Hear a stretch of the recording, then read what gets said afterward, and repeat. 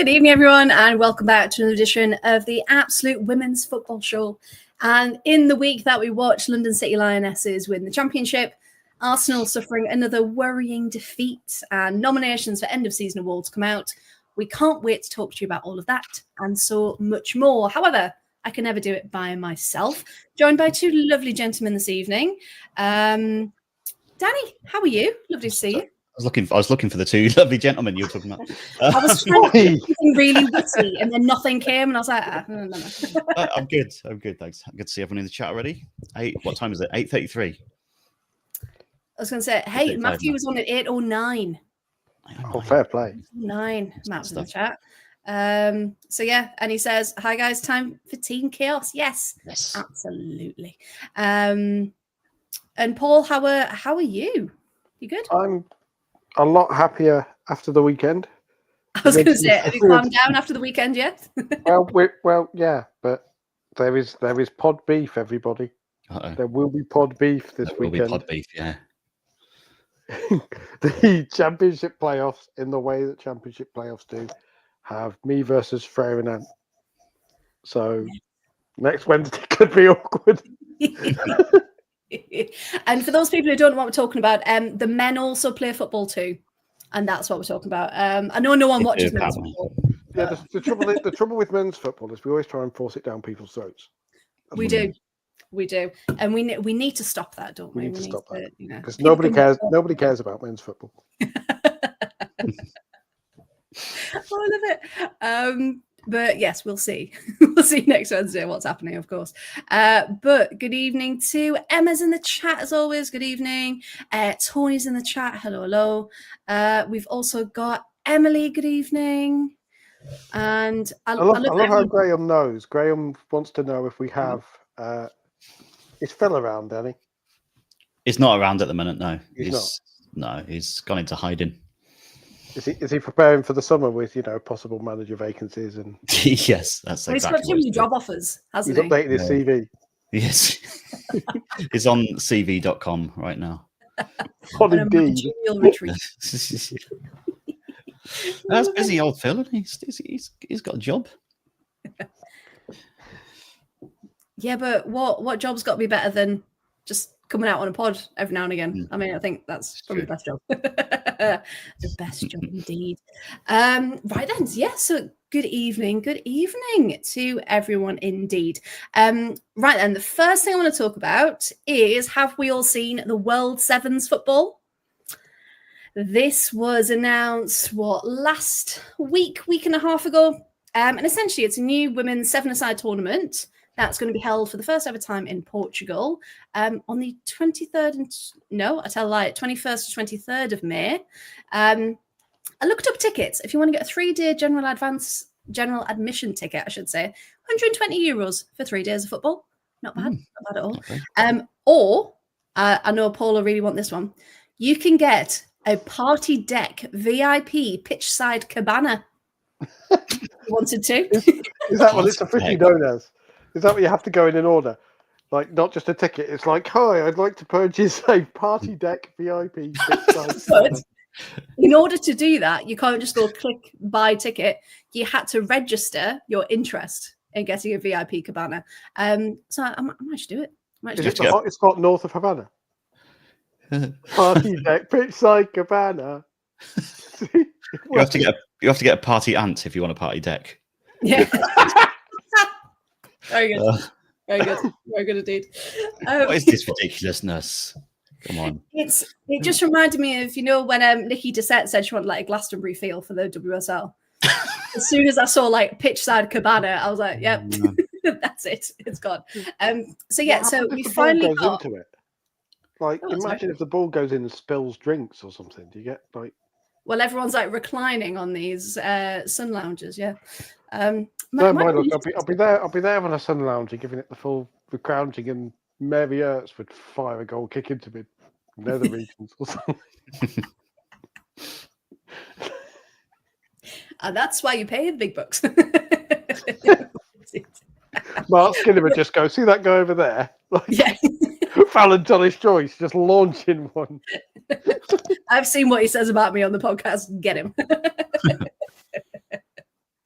But anyway, the reason I'm talking about it is we've got a full lineup of clubs now getting involved. So we've got Ajax, Bayern Munich, Benfica, Man United, PSG, Roma, FC Rosengård, and Manchester City as well. Now, lots of people have kicked off saying, Man City have hardly got any players. What on earth are they doing getting involved in this tournament? However, there is a $5 million prize pool per event. So I think that might be why they're getting involved. However, Tony, absolutely right. There's apparently a spat about it in Sweden where Hammarby's sporting director went at the board of Rosengård for joining this tournament because apparently they're trying to get the dates of the matches moved so they can be involved in this tournament. So it's all kind of kicking off in Sweden. So ahead of this, I actually looked it up and I found something in English. I found I found the Aftonbladet in English, which is one of the big Swedish papers. Yes. And apparently, yes, it's Adrian van Heine, who is the technical director of Hammarby. Mm-hmm. And his words are, this is ridiculous. It's I don't know whether this is like the translation or whether he's just adopted like women's football Twitter teenager discussion. But the translation says it's directly unserious. Of course. I love the fact he's just using team logo. Yeah, he said something about making a mockery of women's football or something, didn't he? To move a match to participate in this type of activity, because the competitions that Swedish teams participate in at club level are organised by Swedish Football Association and UEFA, and that's all it should be. And apparently, another newspaper, Expressen, which has spoken to the Swedish Football Association, and the Swedish Football Association hasn't received any application yet. Okay. But Rosengård's chairman Håkan Wilfersen to the South Sweden newspaper, Sydsvenskan, I'm just showing off my Swedish for Tony here, Hey, we're impressed. has said that apparently they've been in contact with Håkan, who absolutely thought they should participate. So they're working on moving the match. Wow. Okay. Which We'll kick off here for Champions League. Never mind an independent event.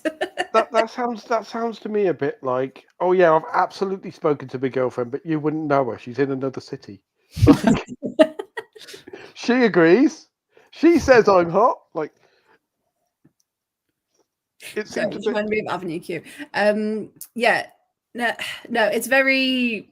I don't know. Morality-wise, you'd be fuming, wouldn't you?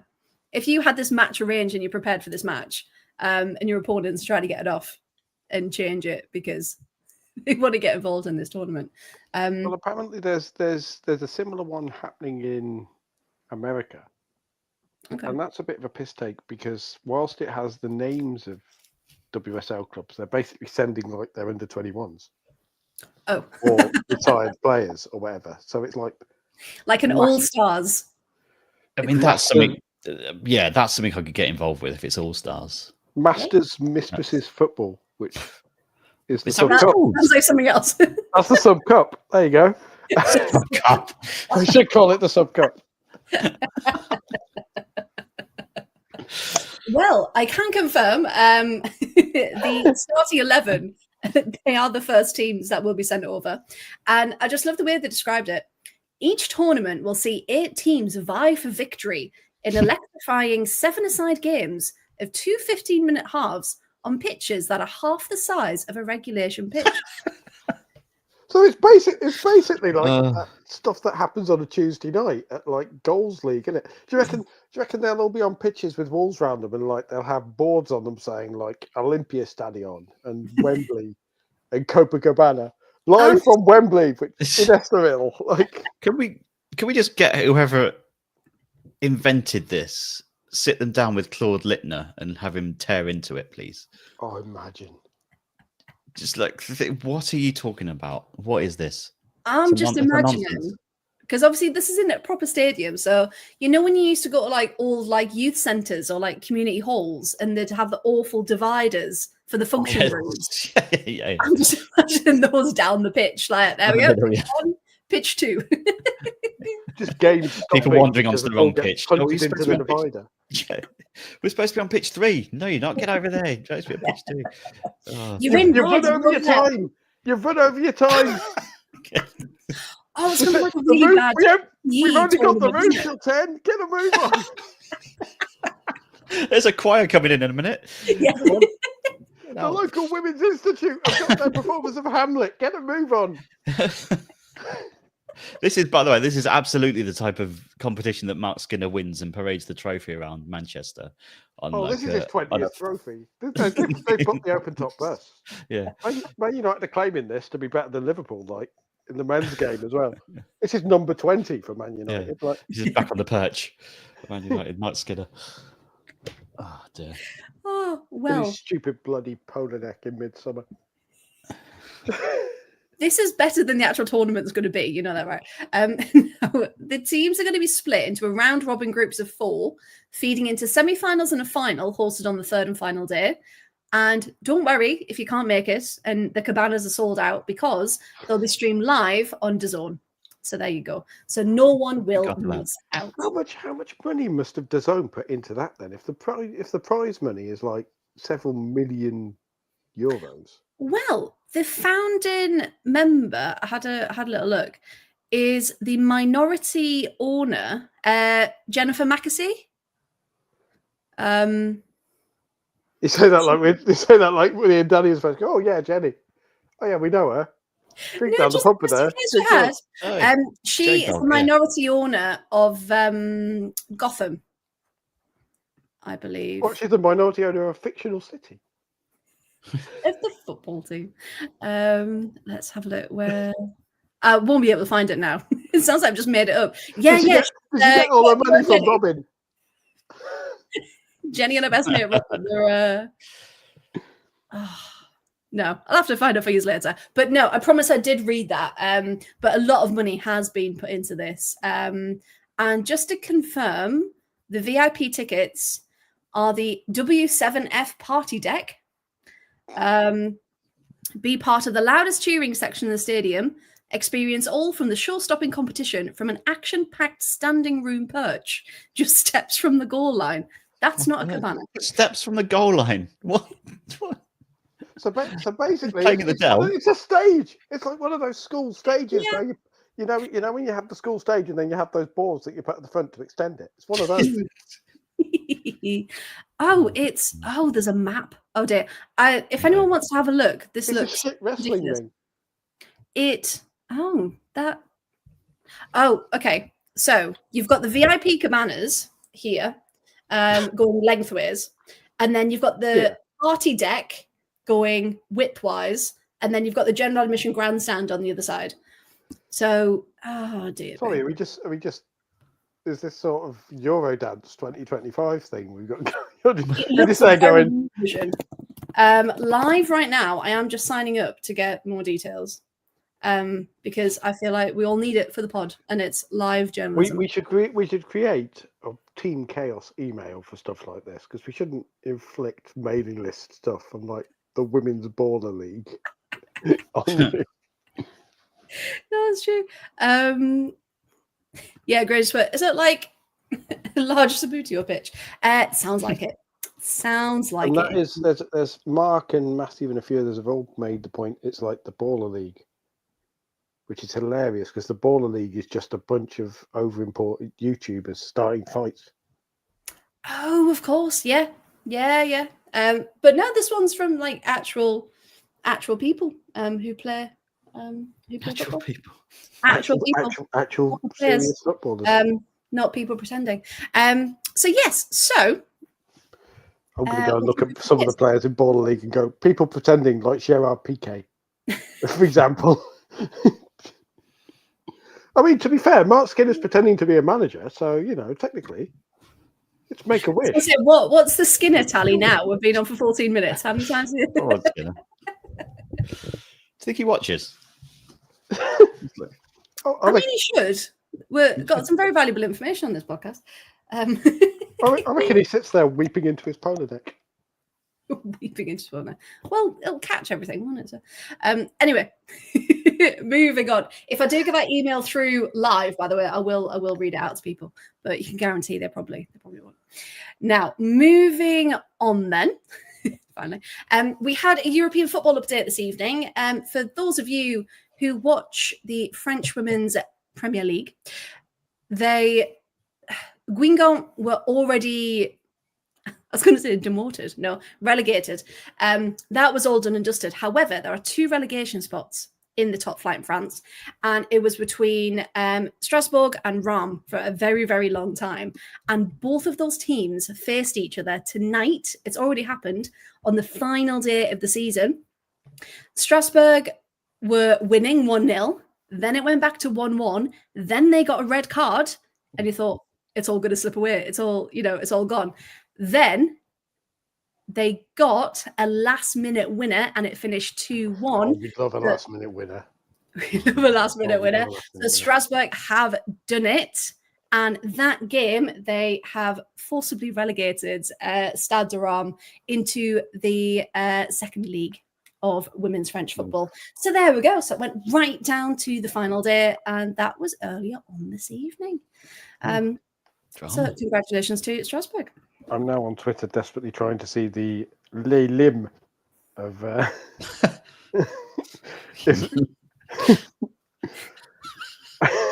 you okay, Danny? I was just like Les Lim. I actually speak French. I should have known the actual word, but I couldn't think quickly enough. So it just sounds like trying to make up a player's name at that point. Lily.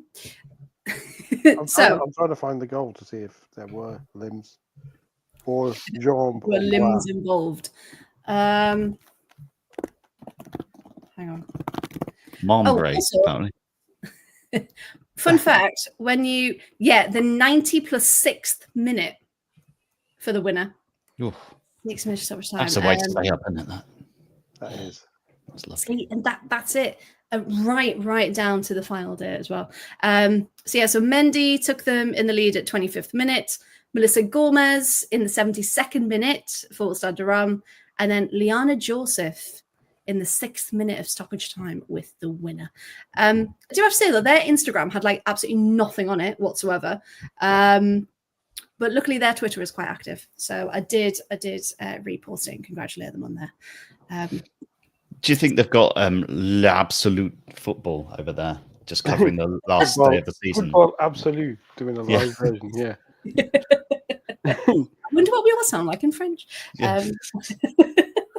On pourrait trouver, si tu veux, je pourrais parler français, ça pourrait être un peu plus... Dans la dernière minute, des limbs. What he said. Cheers. Right. There you go. Something. No. It's like Philippe Neville. Un entraîneur très grand. To be fair, Paul, you could say anything right now and we'd be like, oh, yes. Yeah, I've got no idea. Lovely French. I know the word for frog, and that's it. A very bizarre word. So, did you find it, Paul? I haven't, annoyingly, found any videos of it. I found lots of yelling of maintenu, which means basically staying up, staying up.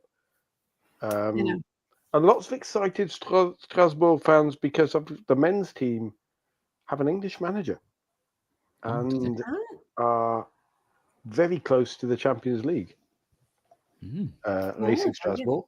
Who is the manager? Philippe Neville. Leon Vosenia. Ah, yes. Yeah. There you go. There is a football manager name. Rosinoir. What's that? Rossini, what? Yeah, they think it's Leon Rosine Black.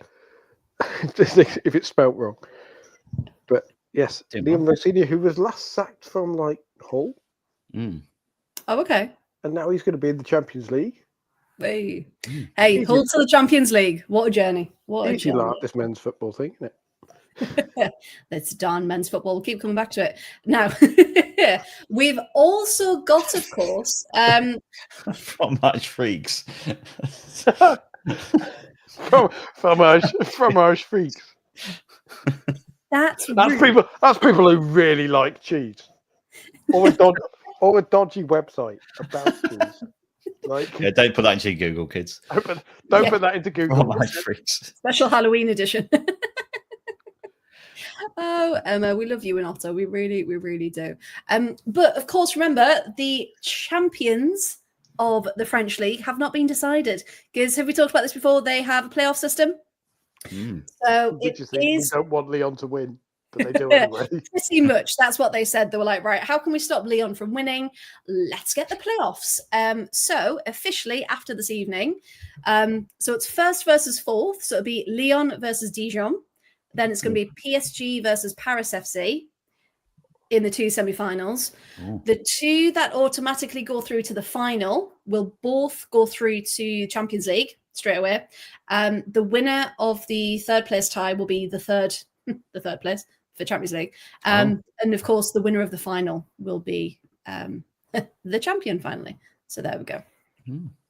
Also, did you see the lovely story in the French league? Gaëtan Tiné of Paris FC finally won a trophy after being there for like 18 years.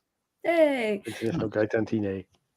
Yes, because it was the French Cup, wasn't it? Yes. Was that the weekend? Yes. And yes, Paddy, we should say Paddy FC, shouldn't we? It sounds much better. I just got distracted by Matthew and a mustard joke. I knew that was coming. It's actually a local derby, that, or a relative local derby, Lyon and Dijon. It's Well, fairly close.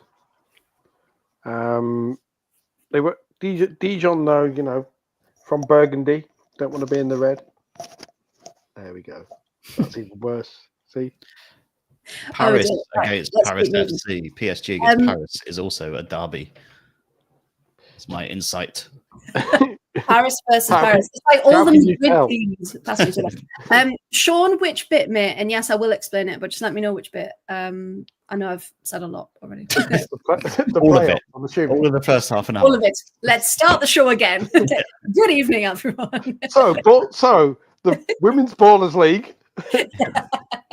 Mark's going to be the polo deck. The V7F Cabana. Let's summarise the show so far. Have we actually talked about any football? No. Paul getting kicked in the bollocks by Fallon Tullis Joyce. Goal kick. Have we mentioned that at some point? I love it. Right, I'll wait for Sean to come back for that one. So that was a French league. We are still waiting on the champions there. And then we had today the inaugural, I love that everyone started using that word now, the inaugural Women's Professional Game Awards to take place following the season finales, of course. Got one more game in the WSL to go. There are 14 awards up for grabs across the top two tiers of women's football, including Player of the Season, Goal of the Season, Golden Glove, Golden Boot, etc. There's also ones like Rising Star, Club Hero Award, Player Champion of Change, Club Matchday Experience, and Fan of the Season Award, which we all said justice for Basil because he hasn't been shortlisted. How rude. Nothing against the other ones. I just don't know who they are, but we all know Basil. So voting is open to the public now. So if anyone wants to get involved, but you're going to have to be quick because it closes on Friday, this Friday, the 9th at midday. Okay. So if you would like your say, your vote, you can do it now if you like. You've got a separate device. Just don't switch us off, of course. Do they have write-in votes? Just everybody goes Basil. Right. Yeah. Who would you like to vote for? Basil. just that really awkward moment where they're like, the winner of the fan award wasn't originally nominated because it was Basil, who is the most popular fan in Europe at this point, I think. Yes, he was dancing with the Barcelona fans as well, wasn't he? I just want to know who selected the fans for that one. I mean, to be fair, some of them, having looked at it, some of them are actually worthy in inverted commas, because I think like the Spurs one is the person who set up the LGBT Spurs fan group. Okay. Things like that. So, here we go. Yeah. So ones that have gone under the radar And I've got these nominations for cool. Graham's trying to reclaim his crown, by the way. He's annoyed at all of our one-liners, so he's come back with a nuke. Like, I was gonna say bum bum, but probably better if it was like bum bum. Boom boom. Bum bum. Oh dear, where has this podcast gone? Right, let's go back on track. Yes, right, I'll tell you some football stuff. So the French playoffs, because Lyon were winning all the time, they essentially introduced a playoff system with the top 4 clubs. So you get first versus fourth, which in this case is Lyon and Dijon. And then you get second versus third, which is PSG versus Paris FC. And they're the 2 semi-finals. So if you imagine the brackets like this with my fingers. And then the winners from those will go through to the final. And from the final, both of those teams automatically go through to the Champions League qualifying stage. The winner, of course, gets the title of champions. And the one who wins the third place playoff, essentially, is qualified for the third Champions League spot for next season. But of course, everything is changing. We'll tell you all about that at another time because it's quite confusing. But we'll let you all know because they're expanding. So instead of little mini tournaments at each stage, I'll tell you now anyway. The 2 qualifying rounds are still little round robin mini tournaments. A bit like Arsenal last year, everything was hosted at Meadow Park. And then they go through to the league stage, which instead of being in different groups, there will be 18 teams in the league stage and you go home and away. So it makes it a bit more competitive and a bit less boring. So there you go. So, I did see a thing somewhere as well that the success of Chelsea and Arsenal this season in the Champions League, I believe, has changed the coefficient, the weird coefficient thing they use to allocate places, which now means that both the English clubs will go into the third round of qualifying. Like second and third will go into the third round of qualifying rather than the second one. So they only have one. So they'll both only have one round of qualifying for the group stage. Yeah, because as I understood it, because Chelsea, of course, winners, then second place will go into the third stage and third place will go into the second. But yeah, if they've played around with the coefficient, then yeah. Ooh. We'll wait for that to be released then, shall we? But yeah, it's all very exciting. And we're going to talk about it at the Manchester Derby, but Mark Skinner was very happy that the point was enough to get them through to Champions League next season. And the last bit of the news then, we're getting to that part exciting, part dreaded time where players start to announce that they're leaving their clubs. Nottingham Forest, we saw, have let go 12 players. I think we mentioned it on Sunday during the live. 5 players are leaving from Brighton, which Dario did not know was being made public before the game on Monday, which was always fun. And 3 players from Liverpool as well, which again, I think we mentioned on Sunday. And Libby Smith from Birmingham City announced this afternoon she's leaving the Blues as well. So it's getting to that point where you're keeping your fingers crossed that your fan favourites will stay at your club, but you know there's going to be some heartbreak somewhere along the line.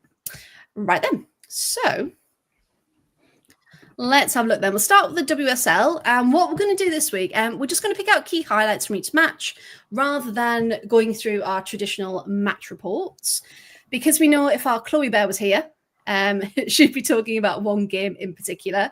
And she did let us know, of course, that Everton 2, Liverpool 0 was the 5th derby at Anfield that Everton have won. So out of 5 derbies held there, Everton have won all 5, which is a massive, massive stat there.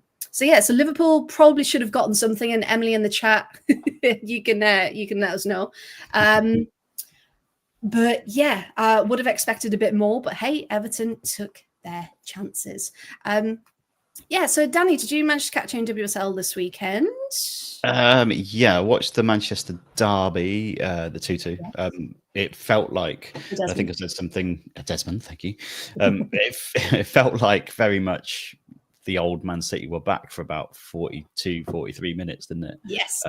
Yeah, straight away you could see what Alex Greenwood brought back to the team, what Lauren Hemp especially brought back to the team again, and it felt like they got that balance back in their team that they haven't had for months, because Greenwood gives you so much going forward in terms of what she brings out from the back and plays out, and the calmness she has, a little bit of bite about her as well, and maybe they've been missing a little bit of that aggressiveness at the back a little bit.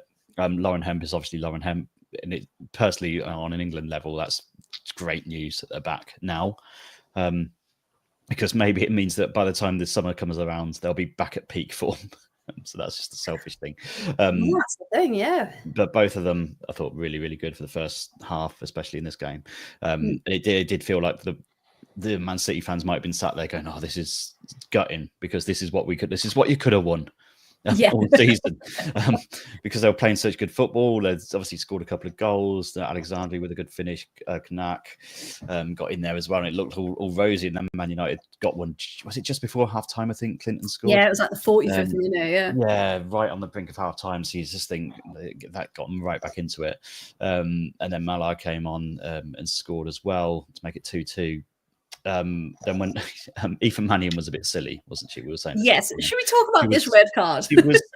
She was already on a booking, and and then she does the most wild. When you're on a booking, and she's been getting terrorised by Lauren Hemp for most of the afternoon, and then City switched it up a little bit, didn't they? And put who did they put over there for the second half? I can't remember, but they switched it around a little bit. And she was being terrorised again, basically, for the second half as well. And you just don't dive in like that when you're on a yellow card. It was a ridiculous challenge to make. Because was it on Carolyn? That was it. Yeah, Carolyn went out there. That's right. Yeah, because it wasn't so. Was it? She went out there, and then Ruud come on up front, didn't she, in the false nine? And Carolyn went out there and just gave her just as much. Carolyn's been outstanding, hasn't she? Yeah. She's also been kind of targeted a bit, because wasn't it her who got Maya Letizier's elbow across the back of her head? Yeah, I think it was. Yeah. Yes. Yeah, the very same. Because someone was saying, do you reckon Mark Skinner's game plan was just, right, Aoife, come on, terrorize. If you get a red, it's fine. We're at the end of the season. Because that's generally what it felt like. Yeah. But it's such a silly second yellow card, wasn't it? Like, there's no chance she was ever going to get the ball. She couldn't have pleaded innocence at that at all. You just think as well, after that, it was such an opportunity for Man City to go and win the game, because they're like, you've got 10 players for about 20, 25 minutes. You expect them to go and bury it and win the game and get right back into the Champions League race, because you look at it, Man United have Arsenal, I think, on the last day. Man City, we've got Palace. You think if they can get to within a point of United, or a couple of points of United going into that, you expect City to turn it around and get in there.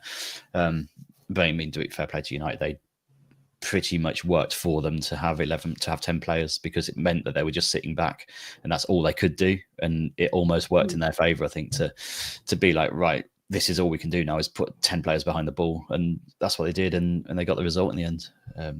So yeah, a bit annoying not to have that to go into last game of the season because there's not really any drama now, is there? The last day, everything's solved going into Sunday. Yeah, literally everything. Because if we have a look, top 3 done. Like, City can't catch.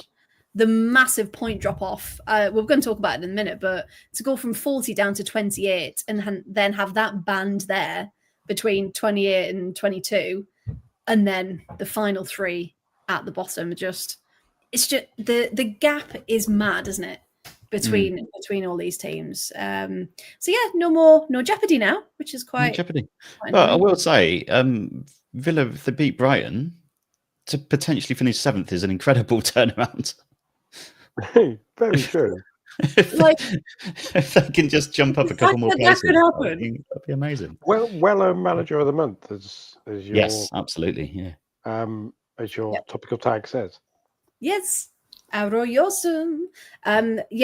Someone worked it out earlier. I think it was Tracy in our fan club chat.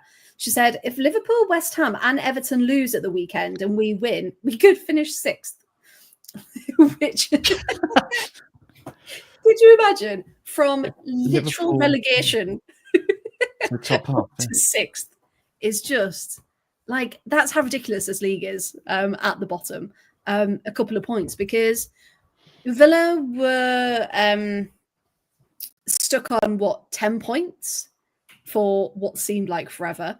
And Gary's in there. It's all how massive Villa are. Yes, absolutely we can.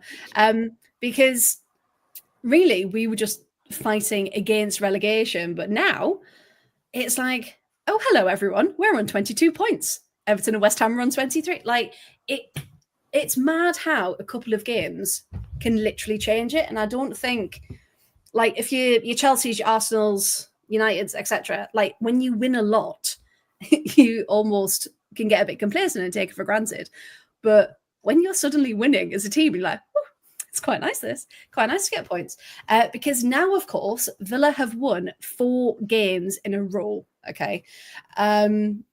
With the win 3-2 against West Ham at the weekend. And West Ham, we know how tough they are. We know what they did to Crystal Palace the week before. So that was never the easiest thing to do. But yeah, it was apparently the 4th away victory in a row against the Hammers. And just a shout out to the fan club for their final away day fancy dress of the season. Even the commentators picked up on that, which was really good. But yeah, 3-2, so a massive one. So Ebony Salmon, I think, assisted by Rachel Daly in the first 5 minutes. Martinez, of course, always there wherever we're looking for her, equalised from a set piece. Oweki then put West Ham in the lead, and he thought, is this Villa coming back? But Sabs and Anna Patton just clashed at the near post. So Sabs was out. Sabs was gone. And then Oweki just flicked it in the back of the net. Then Rachel Daly, finally back on shooting form, scoring form. 37th minute, equalised again. I don't know if anyone saw it, but Katrina Gorry really misjudged her back pass and kind of passed into the wide middle of the field to no one. So Daly was able to just spring on it and put it past Shemek for 2-2. And that was all in the first half. It was quite good. Second half, chances to both sides. Say had a really good effort, but it wasn't to be for them because Chastity Grant once more with the decided to make it 3-2. So West Ham tried to say it was offside. Luckily was not given. And it was just a fantastic moment that actually, give it time, give it patience, and good things will start to happen. And like you said, Arroyo's got Manager of the Month, and very, very well deserved as well. Because I don't think a lot of managers would have taken on that job at that point, because it felt like a lost cause. But yeah, really, really, really proud. Now, Gary's put 5 games for it. God is on our side. Gary dressed like a nun at the weekend. Okay, that worked. Hence the religious connotations. My dad was a nun. Was he now? Yeah, because I saw a form he wrote down when he was filling in his council tax, and when they had application, when they asked occupation, he'd say none. As soon as you started saying it, I was like, oh, I know where this is going. I did enjoy Freya's face of, I want to laugh, but just in case it's actually true, I'm going to just hold back for a second. You never know in 2025. You've got to wait. You can't say anything nowadays. On this podcast, to be honest. To be on brand, wouldn't it? Oh, that'd be so funny. If you're like, oh yeah, I know nuns. My dad was a nun. We sang every Sunday. But to bring it back to the football, of course, do we think Chastity Grant will stay in the summer? I hope so. I really, really do. Unless, I don't know, maybe a bigger European team, maybe. But a lot of people are saying that she's quite happy. They all seem really happy now that Arroyo's took over.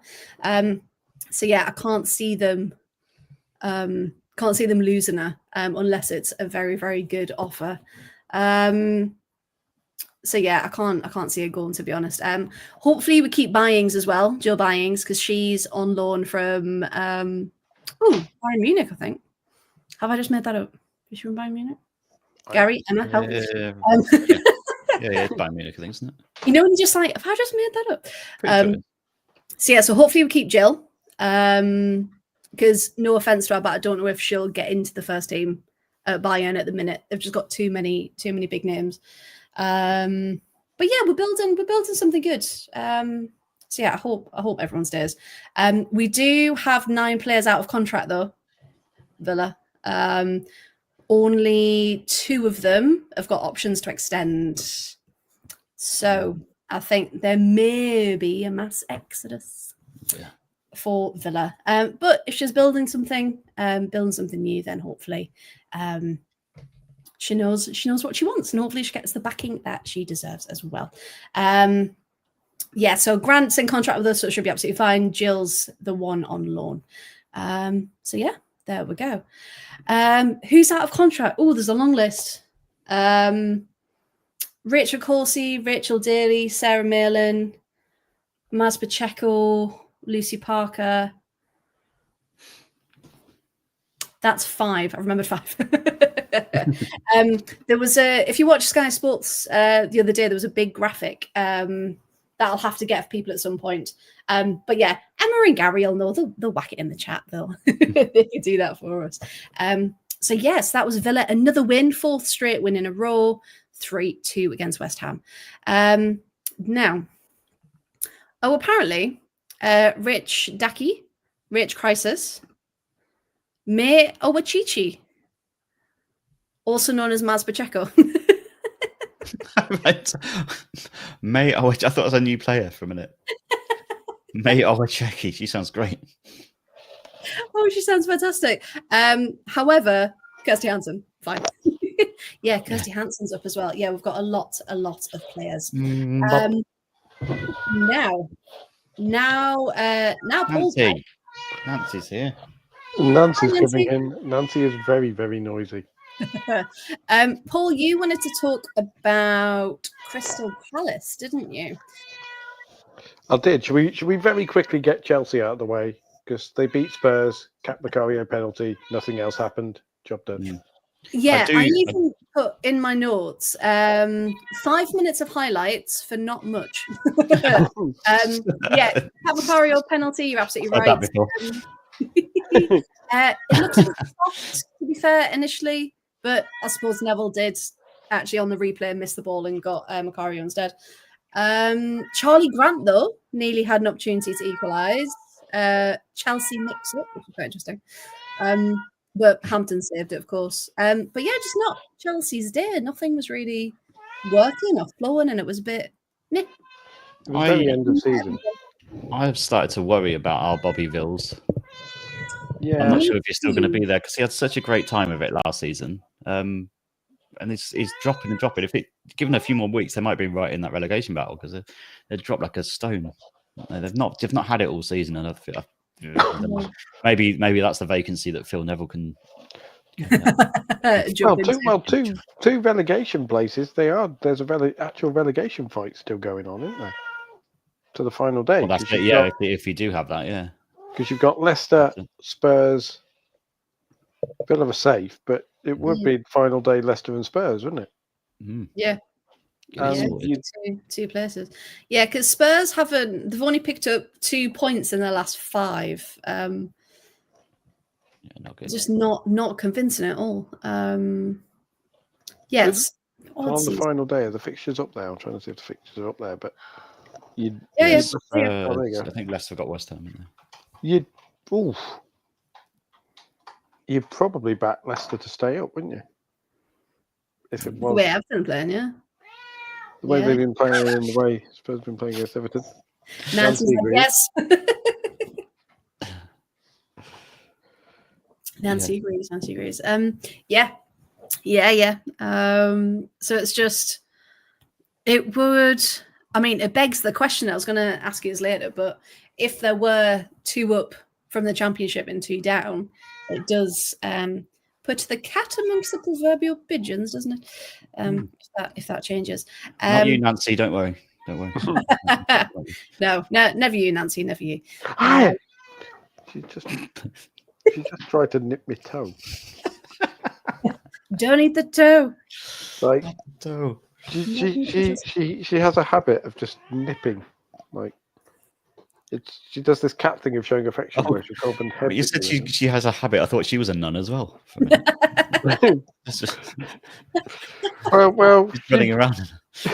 She used to be a nun, and then she stopped being it for a while, and then she got used to it again. She's back in the habit.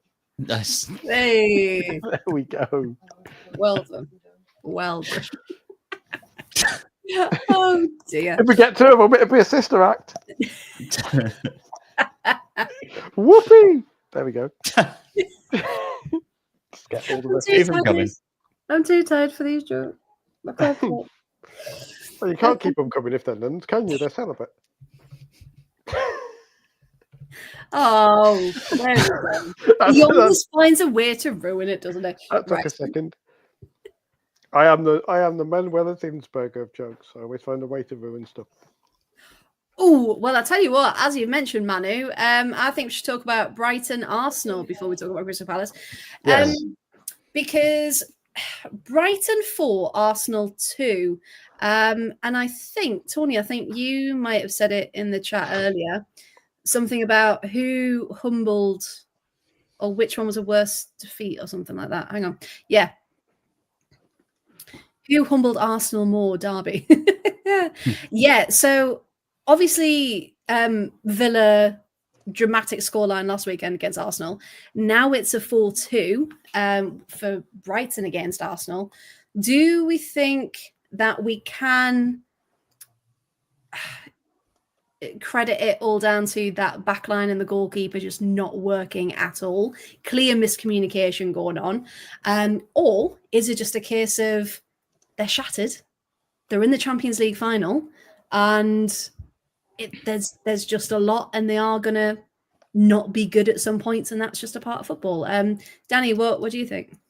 I think it's a little bit of both. And I think it's probably worth giving Brighton a lot of credit as well at the same time for the performance. So they give it every time like a so-called bigger team goes to a place like this and loses, you kind of all you hear is basically on how bad Arsenal were, and the Arsenal fans are obviously a lot louder than Brighton fans on social media and all that kind of stuff. But actually, I thought Brighton were superb in this game, and I feel like Brighton a little bit of the type of team where when they've got no pressure on them, then they play better. If there's nothing on the games, when they're in the middle of a pressure situation, or when they get to a certain point in the league where they're like, oh, they could get top 3, they could jump in there, they let it go a little bit. But this was like the peak Brighton of relaxed football and getting at them. You talk about the defense. There was that error early on when I can't remember who it was, who almost scored an own goal, and the keeper's just put it out to her and she's passed it back and it's almost gone right in. But Arsenal just didn't look on it at all in the game. They were a little bit all over the place at the back, and you look at it thinking Barcelona are going to have a field day. But football's just one of those weird games, isn't it? You just think sometimes you get a game like this, but then they go to Barcelona and do something special. But I can't see it at the minute. That's the thing. It's we're talking about there. Tony saying for the Brighton game that was Arsenal's first choice back line. They still conceded 4 goals. Gary saying, we can't blame the keeper. She was their number 1 before Van Damselaar came in. Now she's been a scapegoat, to a certain extent, because of, and we've said it for a while, Manu loves the club so much, and the club and the fans do not love Manu in return. And it's quite sad, isn't it, to see someone that VH is getting. Yeah, because they got to within a few minutes of the Champions League final last time round with Zinsberger in goal. Yeah, that's the thing. People have very short memories, don't they, when it doesn't suit their narrative. She couldn't do a lot about Frank Kirby's one, could she? That was an absolute perler. Yes, let's just talk about that one, because that was classic Frank Kirby, wasn't it? Just finding a bit of space, curling that ball around, and you just think, if that's the 16th minute, what else are Brighton going to give? And so Caitlin Ford got the equaliser just before the half an hour mark, and he thought, okay, 1-1, game on, let's go. Because Arsenal had 25 shots. Arsenal had only 12 were on target compared to Brighton's 13 and 7.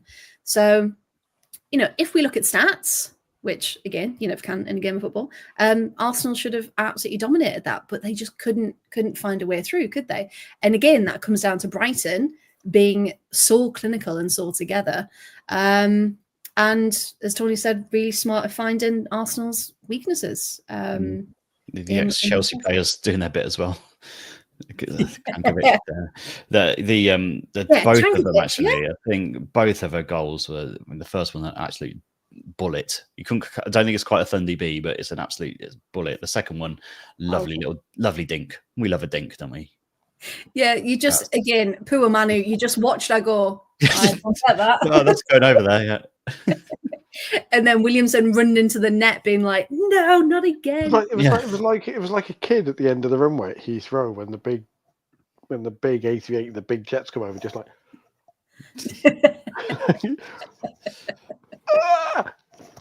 Watching it in panic. Controversial opinion: Leah Williamson is the problem. Ooh. And nobody mentions this because it's Leah Williamson, and thou shalt not criticise Saint Leah. Thou shalt not. But her and Catley are bad as a centre-back pairing because Williamson doesn't tackle and Catley tackles too much. So you'd think they'd even each other out. Because Catley just goes bombing into tackles in classic Aussie fashion. And Leah Williamson stands there and occasionally puts her arm up. And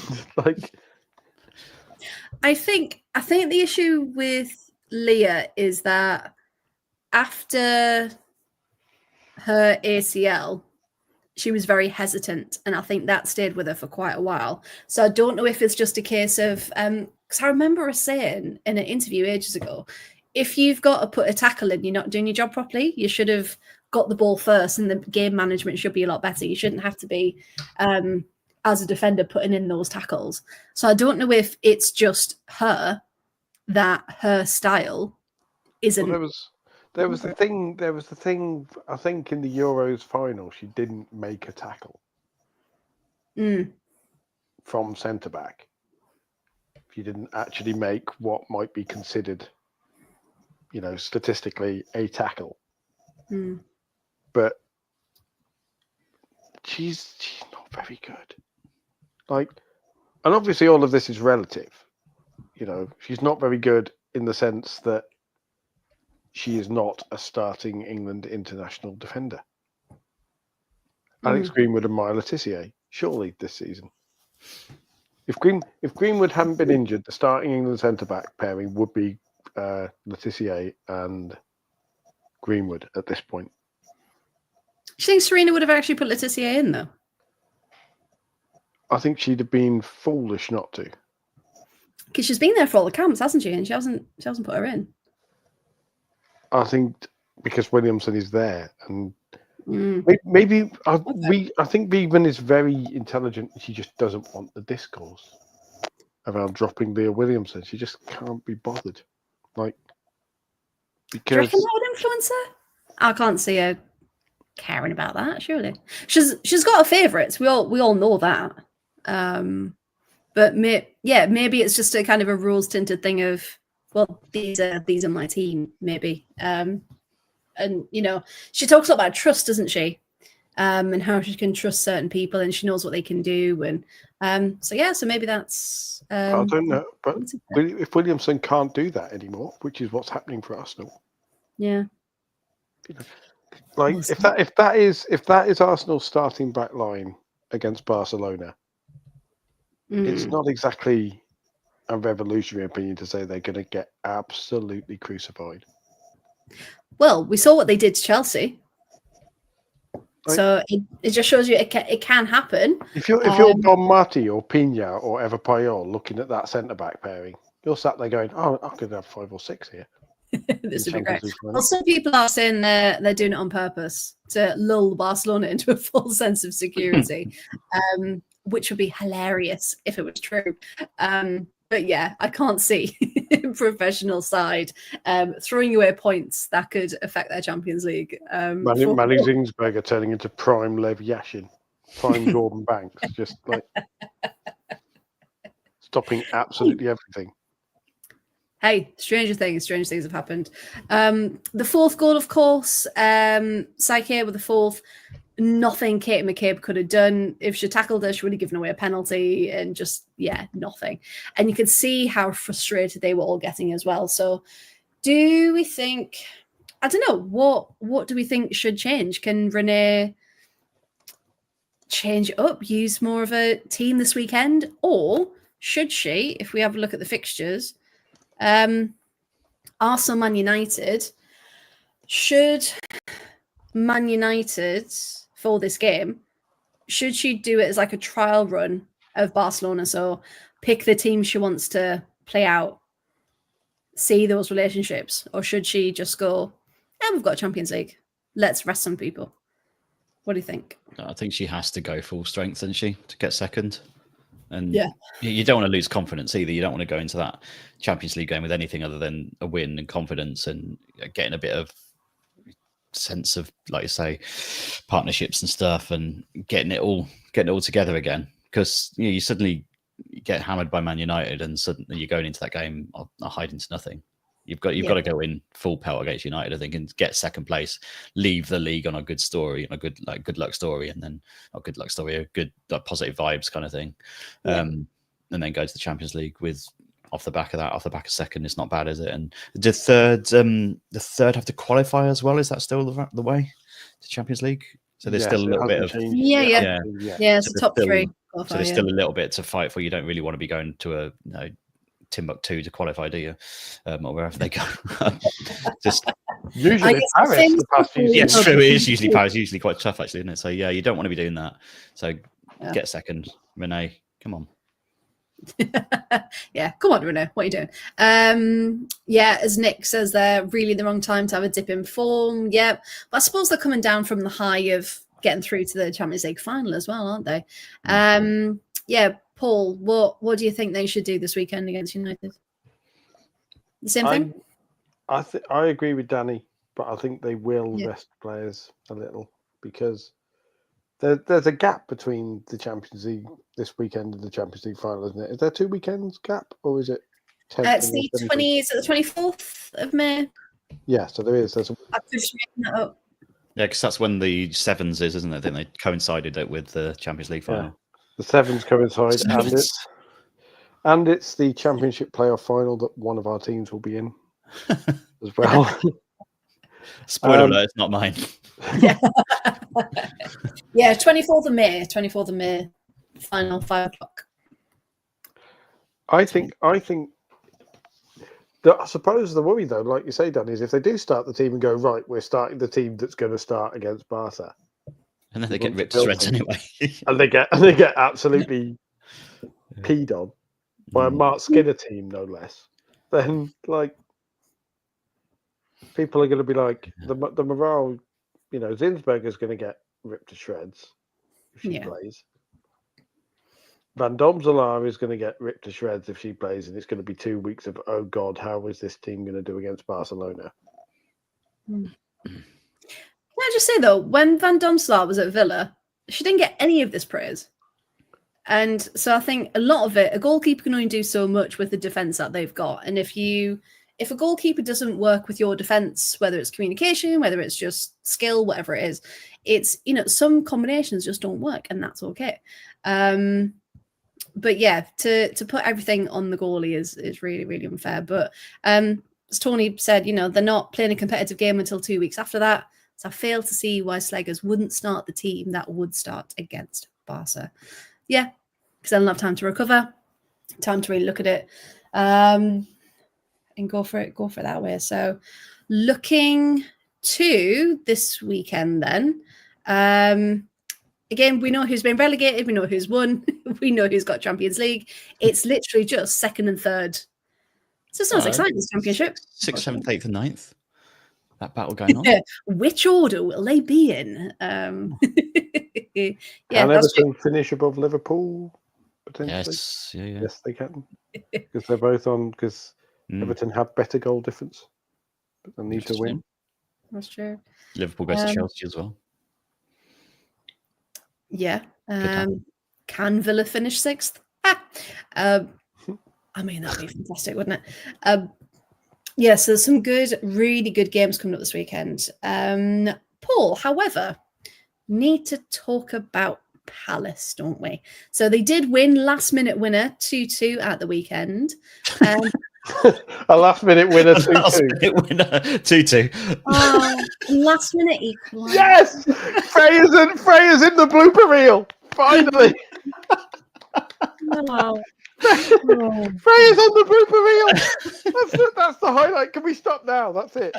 Like, what's the time? 1 hour exactly, I think that was. That's easy. You two carry on. That was bang on 1 hour. There we go. Oh, that was nice and easy. Okay.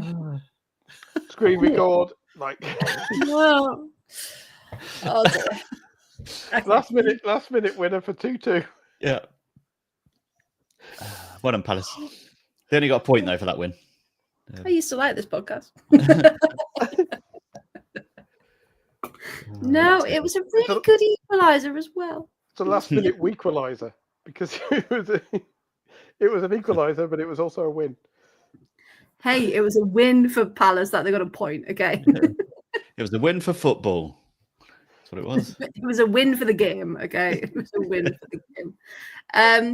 It's because you two, I was looking at my notes that said Shannon O'Brien thought she had the winner in the 4th minute of stoppage time. That's what we, to be fair. We thought she had the winner as well. Exactly. On the watch along. It feels like we've already talked about all these, but it's because we were live on Sunday watching the final. There's been a last minute winner at 2-2, but for who? Chris Cavara. Hi, Paul.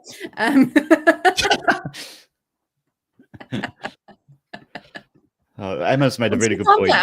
When you're relegated, a point is a winner. Yeah, that's a really good point, Emma. I think it probably felt someone's like on my side. Thanks, Emma. Yeah. No one saw my delighted seal clapping. Well, I did. It was good. But no, Abby Larkin got the equaliser. She won them a point. She won them a point in the 8th minute of stoppage time. They've just gone behind as well, haven't they? Yes. A couple of minutes earlier in stoppage time. Yeah. That wasn't a joke. That actually happened. I don't know what's a joke or what's real anymore. No, Hannah Kane. That's got to be Kane. Sorry. Been waiting for that.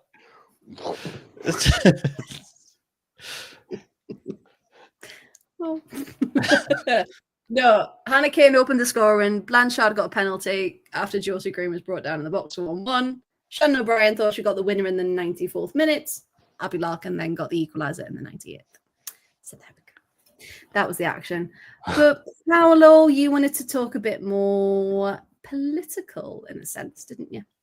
Yes.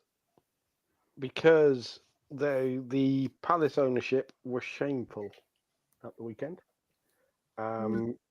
Because last weekend we talked a bit about how Crystal Palace, lack of investment, etc., and tore into them for that.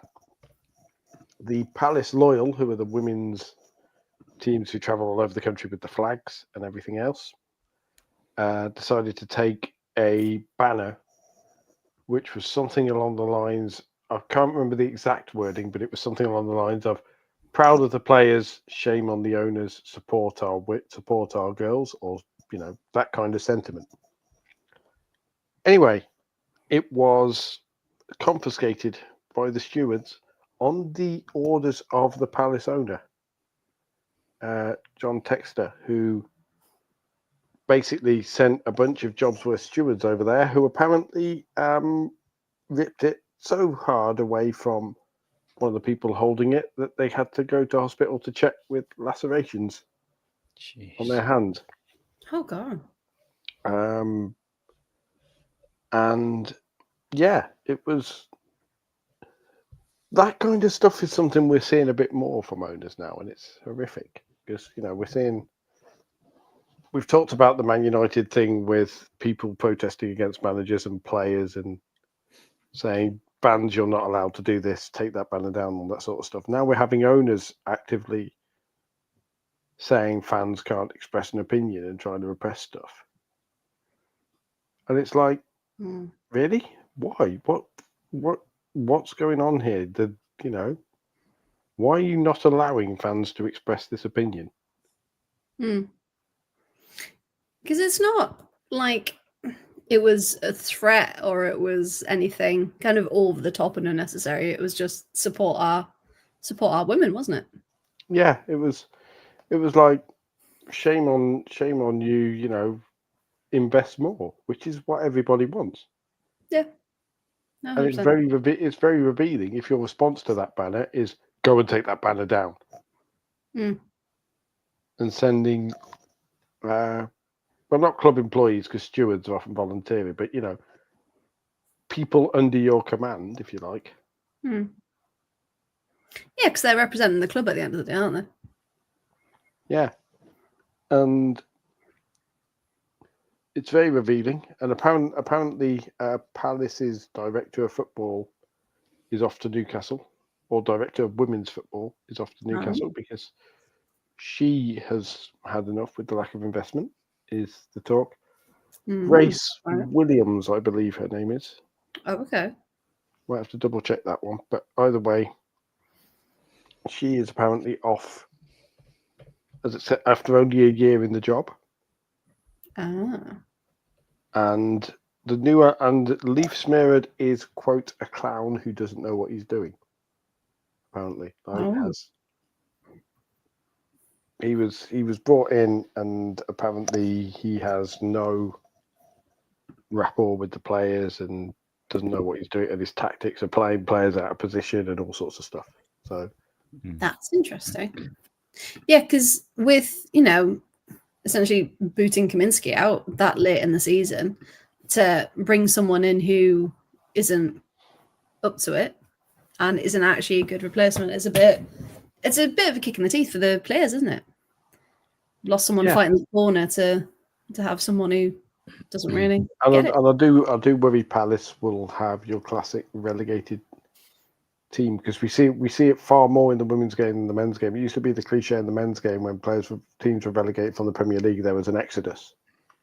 And now it doesn't happen so much with parachute payments, but in the women's game it very much does.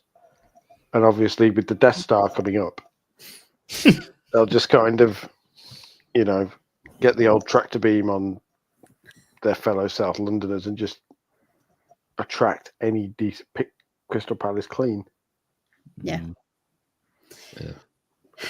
I can see that. I can see, well, that's the thing. If there's now money going into WSL, who's to stop Can going further afield and getting even bigger names and spending more money? And it's, I know we take the mick a lot, but the fact that someone is willing to invest so much in women's football is fantastic. It's just the way in which it's been done that we make a joke and we can talk more about it when we talk about the Championship, but it really annoys me the way London City are being talked about as well. Yes, we will talk all about it. Let's put a pin in it then. We will talk all about it. Graham says, I get Palace back, but I had to watch London City get promoted. The Lord giveth and the Lord taketh away. You say that, Graham, but I think actually getting rid of London City from the Championship is probably not a bad thing if you're going for promotion.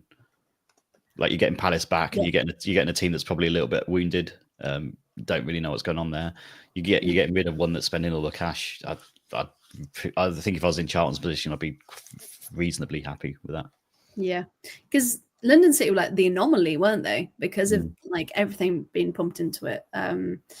But the final thought on that one: owners forget football is nothing without the fans. Yes, absolutely. And if your fans are telling you need to invest more, then at least have a double think about what you're putting into women's football. Now, we've talked about it quite a lot, so let's get onto it, shall we? The Women's Championship, best league in the world, finally came to a close at the weekend, and what a season it's been. So if we have a little look, the final standings were as follows. London City got this single promotion spot into the WSL. Birmingham City just behind on 41 points. And Sheffield, as we can see right down the other end, officially relegated last week with only 7 points won this season. But as for the rest of it, anyone could have finished anywhere apart from Portsmouth and Blackburn, but everyone else, it was very hit and miss each week, wasn't it? We've seen people be right up the top to come all the way down, and it's just been so close all season. It's been fantastic. So let's have a look at the final scores on the doors. Sunderland, we had a last-minute winner, Emily Scarr, to make it 2-1, end the season on a high. Charlton, of course, Graham is very happy about this one, ended their season with a 2-0 win over Southampton. Newcastle, the team that we thought maybe could they push the others for promotion, saw Blackburn out with a 5-1 win. Shania Hales getting her hat-trick, of course. And it does, annoyingly, leave her only one goal behind the Golden Boot winner, Izzy Goodwin. Just one. That was it. That was all that was between them. So Shania Hales had 15 goals this season. Izzy Goodwin had 16. So incredible stat for them. Durham, again, fantastic things for the Northeast teams this season. They won 2-0 against Bristol. But the one that we're really going to talk about, of course, was Birmingham City 2, London City Lionesses 2. Has anyone got anything else to comment on those other games, by the way, before we get into the decider? No, it was so focused on the Birmingham-London City game, wasn't it? And I think I just didn't pay too much attention to everything else because it was because of that game. No, yeah, it was like the only thing really to play for still, wasn't it? Yeah, I mean, Shania Hale's obviously standing out again. She's going to be really pushing it if they can hold on to her next season. They're going to be a big force, but mainly, just focused on London City's 2-2 win over Birmingham. That took a second. Cho So-hyun with that winner in the 70. What a win it was. It's just gonna be Freya sat here staring at everybody now. We're both gonna get thrown out. It's just gonna be like, right, I'll talk about it. We're getting the teacher look. Freya monologue. But Durham being the top team in the Northeast. I'll wait for you. It's your own time you're wasting. Durham will be the ones to watch, I think, next season as well with that investment as well, won't they? That's going to be really interesting. Yes, with their new owners. Yeah, absolutely. Did we all see as well Sarah Robson, her 4-day-old son was the mascot? Yeah. At the game, which was incredible. But yes, let's talk about the final, shall we? Thank you to everyone who did join us on Sunday. It was fantastic. We had, I don't know if anyone saw the picture of my setup on social media. I had the multi-view on the big screen, then I had 2 laptops going with all of these varieties of games, trying to keep everyone up to date. But it did end up 2-2. But because London City just needed a point, that was enough. So it was a winner, okay? It was a winner indeed. So let's talk about it, shall we? Now, Danny, you were with us for the first half. Yes. 0-0, nothing happened. We're just talking the curse of the shirt. The curse of the shirt came back. That's exactly it is. Yeah, it is. Big time shout out. Remember? On the coverage. Yeah. Got a shout. Go on then, Paul. Because we're big time now. Michael McCann on commentary mentioned our discussion and our view of Izzy Goodwin, quoted Danny specifically, although he said it was for the Absolute Football podcast about how Izzy Goodwin was one of the best strikers in England at the moment and a unique combination of speed and power in the women's game, which was nice to hear. Yeah, what a quote to use indeed. So yeah, we've hit the big time now, getting mentioned in commentary. But of course, for those who've only recently started watching the Women's Championship, London City have only been around for 6 years. And then, of course, Michelle Kang came in, was it just last season before? Hasn't been long, has it? End of 2023 it was. End of 23, yeah. And all of this has come around because of investment and what she's put into it. Now, we will talk about Michelle Kang and her involvement at the end in a bit. But yes, so Danny, you were with us for the first half. But although it was 0-0, it was so tense, wasn't it? It was. And he just felt like something was coming. So yeah. What did you make of the first half? Yeah, you could definitely sense that there was that tension in the air. It was almost like a chess match, and they were waiting for each other to move a little bit. I thought Birmingham, they struggled, I think, up front going forwards to break them down. I think London City knew that the point was going to be enough, but on the same token, you did sense that one slip could let Birmingham and it all change. I think Birmingham had to score the first goal in the game if they were going to get that win. But yeah, Birmingham just didn't look like they had quite as much up front. They had a couple of ideas, but they didn't seem to have a plan B when they're getting in the forward positions. And London City just looked that little bit more comfortable. And as soon as they got their goal, they did look the only team that were going to go up. But gutted for Birmingham because I think they put so much into the season. Got some great players there. And it's going to take a lot to pick themselves back up again. There was a lot of stories waiting to happen, weren't they? About with last minute goals and stuff. We were hoping that Franchi was going to go up there and score in the last minute, but not quite. But yeah, as soon as I left, it all kicked off. No, I know. And just as you mentioned French there, can we just take a moment for Adriana Franch and how incredible she's been to Birmingham City? Because she came from the WSL, didn't she, Danny? Yeah, she came from Kansas City, yeah. And just the impact she's had and is such a domineering force in that team. She's been so incredible. So we just wanted to make sure she had a shout out as well, didn't we? Because I don't know if I've got saves on here. No. See, have them for the Super League, but not the Championship. How rude. I do have to say, though, stats-wise, just while I'm on, Birmingham and London City both had 13 shots. Birmingham had more on target. They had 8 on target compared to London's 6. So, again, it just shows you what the importance of that clinical finishing. So we went in, as Danny said, 0-0 at half time. And Paul, that second half, we had Izzy Goodwin, of course, opened the scoring minutes after the restart. Did you think that was kind of it then? Like the floodgates had opened and City were just going to run rampant? What would you think? I'm desperately trying to remember what I actually said on the stream now. Everyone just go back and watch the stream. Because if I said then, oh yeah, that's it. And then I'm saying, oh no, I thought Birmingham was still it. Don't worry, there'll be a rage at Skinner at some point. Probably.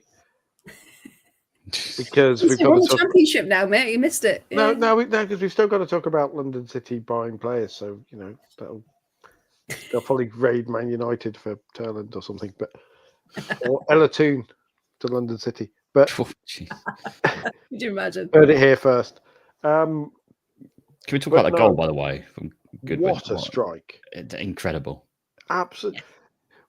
It was the fact we were on the stream, and it was one of those things that caught us completely by surprise because we were kind of sat there talking about the start of the second half and not really going to chat how it's going to go. Proper partridge. I think I was sat there, and as she cut across and sort of flows into the corner, I literally went, shit! Like, did you see that? But like, it's happening finally. What a strike though, because she picked the ball up like on the left wing, out on the touchline, chased one of those kind of dead end balls down into the corner, and then cut back inside. And it was quite funny initially because we saw it and we thought, oh, that's precision. She's curled it. And then I was like, no, she has lashed that. And then you watch the replay and she properly puts her foot through it. Like it's not a caressed curve shot. It's a proper caressed curve. Caressed curve. It's a proper. I am putting this into the top corner and I'm putting it there. Yeah. That ball proper. Like, have that, you bastards. Wasn't it? When that ball was hit, it fucking stayed hit. Like it did. It's still spinning as we speak. It's still spinning. Big question is, though, did it come back outside the area from out of the net or not? I think because of the way it was curling, I think you're being unfair to this, Danny, because I think that by the way it was curling, it kind of got tangled. It was right up in the angle and it got slightly tangled. So it would have come back out if the net had been properly tensioned. Oh, it was the net's fault. Net's fault. Yeah, it's a tangled smash. I think it counts as a thunder bastard, personally. Yeah, I feel like we can make an exception for this. I'm pretty sure it did come back outside the area, but the camera kind of cut out Hey, before. I'll let you know. Izzy Goodwin tax. It counts. Yeah. Like, because we love Izzy, it counts. But there had been warning, obviously, in the first half. She'd been slightly offside in the first half, which is his dad, possibly. Charlie, when I was like, Birmingham got robbed with penalties, I actually got Izzy's dad. It does bounce back out. Yeah, it there we does go. Out for goal. Yep. There you go. Definitely Quite far, actually. So there we go. Watch it again right now. And then the second goal as well was a gorgeous header, like completely different type of goal, but Cheney Boy Lorca's header, one of those proper little flicked headers. Like, yes, it made this old fart's heart sing, because you don't see headers like that. You don't see proper. Sorry, old fart's heart. Old fart's heart sing, because you don't see proper flicked headers. Game's gone now with all of this. Yeah. They're all the crappy loopy headers. You don't see proper like old school flicked headers and whatever, but centre forward's goal. And I will freely admit that at that point I may well have said, "Oh yeah, game over." At 2-0. It was the way she ran over, because I'm just watching it back now as we're talking. It was the way she ran over to the bench, being like, "We've done it." Yeah. Like, everyone get in, everyone hug, like, this is it. We're 2-0 up. We're not going to lose it. And I love that whoever the lady was that was sat next to Michelle Kang had to like start pointing things out to her. Yeah. To be like, look, yes, we've scored. She looked like a bloody. She looked like she was on the bridge of the Death Star, Michelle Kang. See, you don't get this on Counter Press, do you? You don't get fashion tips on Counter Press. Like, she did look like she had one of those Imperial Star Destroyer captain coats on that had this weird kind of button here. It was. She has an air that she's got a planet to destroy, and she's just kind of killing a bit of time before she definitely can click a button. She's definitely got Bond villain about her, hasn't she? Yes, but you just look at her and she's just dripping in money, isn't she? So expensive, and you think she's got such an aura about her. Do you reckon she wakes up like Pinky and the Cat? Do you reckon she employs someone just to say, "What are we doing today, Michelle?" And she goes, "The same thing we do every day." And then the both of them look at each other and they're going to go, "Try to take over the world."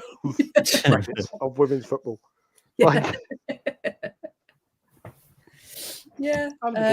Oh dear. But at that point, that 2-0, you just thought, what can Birmingham do? Because they were having their chances, weren't they? But they just couldn't seem to find a way through until Emily Van Egmond. Mention the battle down the right side, by the way, with Cho Yuri and Rafiat Imera. Oh yes, yeah. That was a good one. Yeah. Left. Yeah, Paul, tell us about it. Yeah. They're just kicking lumps out of each other all game. Down that, and like Imran and Cho Yuri were just casually kicking each other up in the air. Proper ding dong of a battle. No quarter asked for or given. But also in the second half, even when Cho Yuri went off, and I'm trying to think who came on. Was it? It was Ava Baker who came on down that side. Yes. And they continued. That is London City's weak spot down their left-hand side. So an attacking team's right. And like you say, that's where the first goal eventually came from. Just that kind of pressing down that side. And it was a classic shithouse goal as well, wasn't it? Like, it just caught us completely out the blue. What, Van Egmond? Van Egmond, yeah. Yeah, because it comes across. You're absolutely right. It comes down that side. Let's have a look. No, I don't want to see Shani's header again. As beautiful as it was. So yeah, so it comes in from a throw-in down that side, flicked on into the box, and then Van Egmond just gets ahead to it. Yes, because it was the initial deflection header, wasn't it? And then she managed to get that rebound to flick it in, and she grabs it, just like, right, back to the center, let's go. It is game on at 2-1. We were a bit harsh as well. We were a bit harsh on Emily Orman initially. We were like, oh, she's messed that up completely. And then it was basically Simone McGill just headed it away from her. Yes. Very clever bit of play. But yeah, you just thought, right, they're in it now. They're in it. Just laughing at Graham. Michelle Khan getting promoted on Star Wars Day was very poetic. Yes, indeed. So of course that was 2-1, and that was at it doesn't give her any times. About the 60th minute, wasn't it? When this went in. Yeah, 63, that one. 63. Thank you very much. And then of course we get the equalizer. Birmingham had a shot from range, and you thought, right, they're going for it now. And there was a visible shift, wasn't there, to London City suddenly going, oh no. Yeah, like, oh shit. And they started their attacking.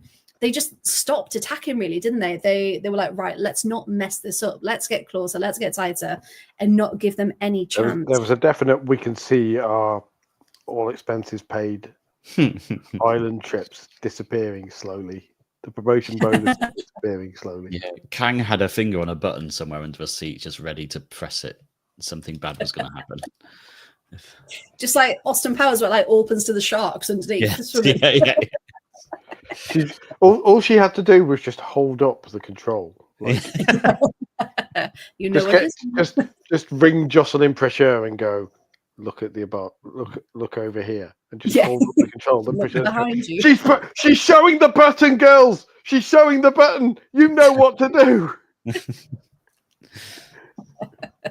Defend. For legal purposes, we don't actually think we should. No, disclaimer, we don't think there's any threatening or unruly behaviour going on. There was a city. There was an unimportant city in the heartland of America that was just about to be erased from existence if London City had lost, like Des Moines, Iowa, or something, like Springfield, Illinois, something that nobody would notice, just disappearing. And we apologise to the residents of Springfield for saying they don't matter. But now let's get on to the equaliser, shall we? So this was Show You Reach. She came on as a sub, didn't she? No, Show You Reach went off, and Ava Baker came on. Hang on. What? Someone else talk. What's going on? Award-winning content. So, Show You Reach went off.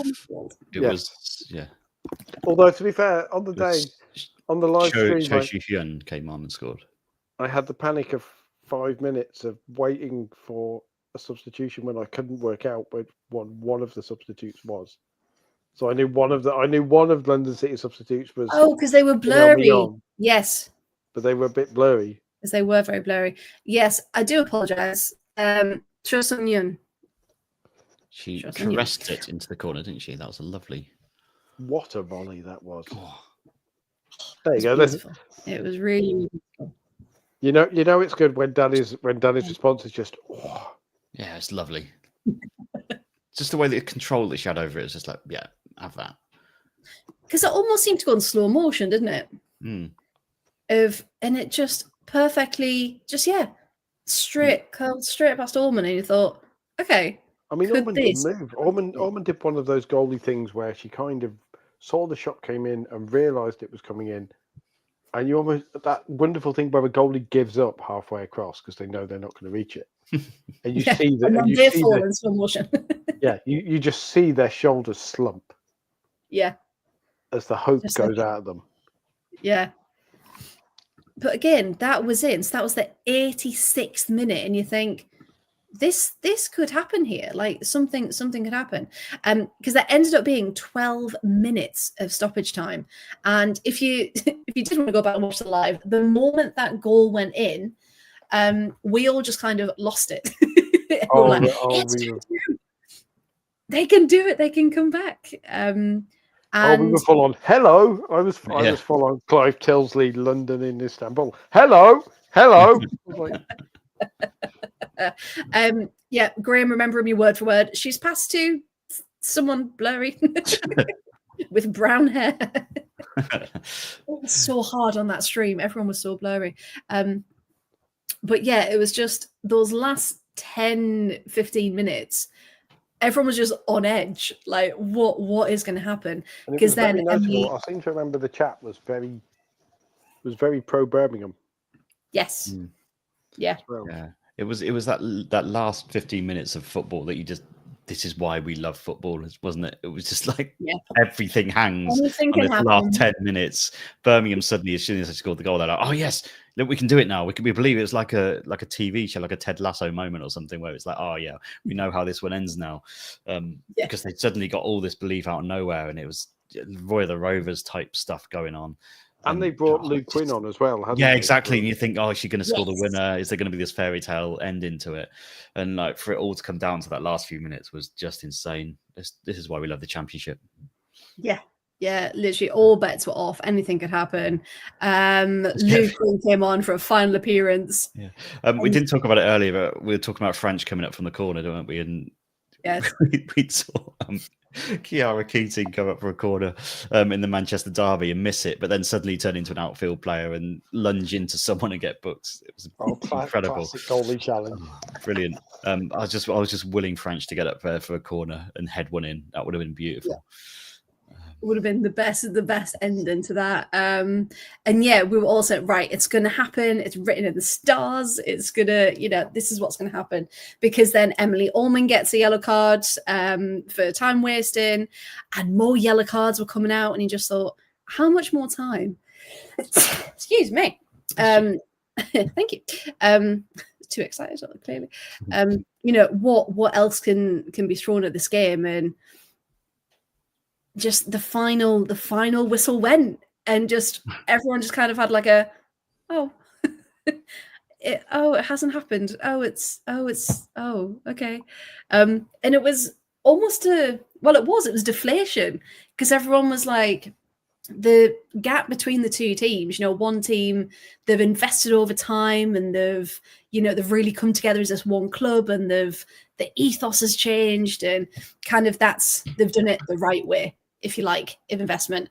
Whereas on the other hand, you had the one team who's like bought their way in and now they've been promoted in. So you can see why people are on both sides of this. But yeah, how did we all feel once our final whistle went and London City had done it? They were champions. Yeah, just gutted. I was gutted for Amy Merricks, because she's done an incredible job there at Birmingham. Incredible job. It's just such a great job, and I was just so gutted seeing her, so disappointed. And then you've got Kang coming on and almost trying to lift the trophy herself. It's just almost rubs it in on their own stadium as well, doesn't it? Of just like she just wanders onto the pitch. You know the end of The Great Escape, right? Yeah. You know, you're watching The Great Escape, and The Great Escape is amazing until the bit where they're getting on the bus. And the German officer goes, "Good luck," and "Thank you," and then that everyone realizes that was like, from that moment on, that what seeing London City win felt like. That moment where you're watching it and it's just, "Good luck, thank you," and then you just boom. But it was even worse than that. It was the bit at the very end of The Great Escape where you realise some of them were getting taken away to get executed. Because you're just like, it can't end like this. No, this feels wrong. Yeah, we've invested so much emotion. Like, this isn't the way it's meant to end. It's like watching Escape to Victory and supporting the Germans. It's just, it's like you say, it just feels wrong. And it's, but like we said, since Amy Merricks has come in, like the change in the team, the change in the players, and you think, really, they've got some good names in that team, but it's no one that like huge megastars, but they're talented because they work together and they gel, and she's put together such an efficient team, and they've done that all season. And yeah, just to fall slightly at this final hurdle when it was literally, a goal could have done it. Because a goal can be the winner in a game, and the game could be decided by a goal. Game can be decided by a goal. Thank you. I couldn't remember the words. But yeah, just to come so close. But I mean, this has got to spur them on for next season, right? To come back. Yeah, you'd hope so. You'd really hope so. Yeah. Is that team spirit that she's instilled there? You'd like to think that they'd keep hold of that and sort of try and go again next season. Yeah. Do we think it's now the time, since teams have shown that they can be to a certain level, that there should be 2 promotion spots to the WSL? Yes, please. Yes. We want championship playoffs, please, because championship's amazing. Well, when you even have the significant thing now is it's not just fans saying it. You're actually getting properly influential voices, like Tom Gary tweeted afterwards and said specifically, this game feels like there should be a championship playoff place for that second promotion place, because we'd now be going into playoffs of Birmingham versus Newcastle and Charlton versus Durham. Yeah. In 2-legged games, and none of those. You can't call any of those, can you? You can't call either of those games. You can't call any possible combination of what a playoff final would be. No. And that shows you the talent that is in the championship. And we know the jump to the WSL is huge, but you've got so many teams that are so close and so competitive. It just feels wrong almost, and not fair that only one is then rewarded to go up. But yeah, I mean, imagine if we had 2 going up and then just 1 going down. You've got that possibility of staying up. Just don't be the worst one. Like you've got that chance to stay up. But yeah, I'd love for them to introduce it. They've got to. Yeah. It's I love how Freya's gone on board the 2 up 2 down bus now that Villa have just forced their way out of the relegation battle. We're going to finish 6. Stop the rest. 2 up 1 down. Still the bottom one. Oh, you want 2 up and 1 down? Okay. Yeah, to get loads of teams in the WSL. Well, there is a log jam though. There's definitely we said this last season. There's an absolute log jam now at the top of the championship, because we said last season there were 3 teams that deserved a chance at going up through playoffs. Yeah, because last season would have been Sunderland in the playoffs. It would have been Charlton in the playoffs as well. Yeah, London City would have had a chance of going up a year earlier through the playoffs. And it just seems insane that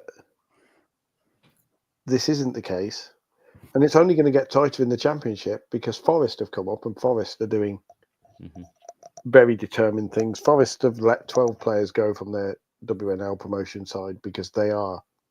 You have to assume that's because they're looking at WSL releases, and building for a run at the WSL at the championship. That future, and it's such a shame, isn't it? Because you can guarantee that, unfortunately, a lot of the players from London City won't be there. You can see that there's going to be a cull, for want of a better words, of that team, and to rebuild it to make sure it's a WSL. Well, there's also the age thing. It was a bunch of mercenaries, because all the players who were brought in are players between, in their late 30s. That's not a long-term strategy.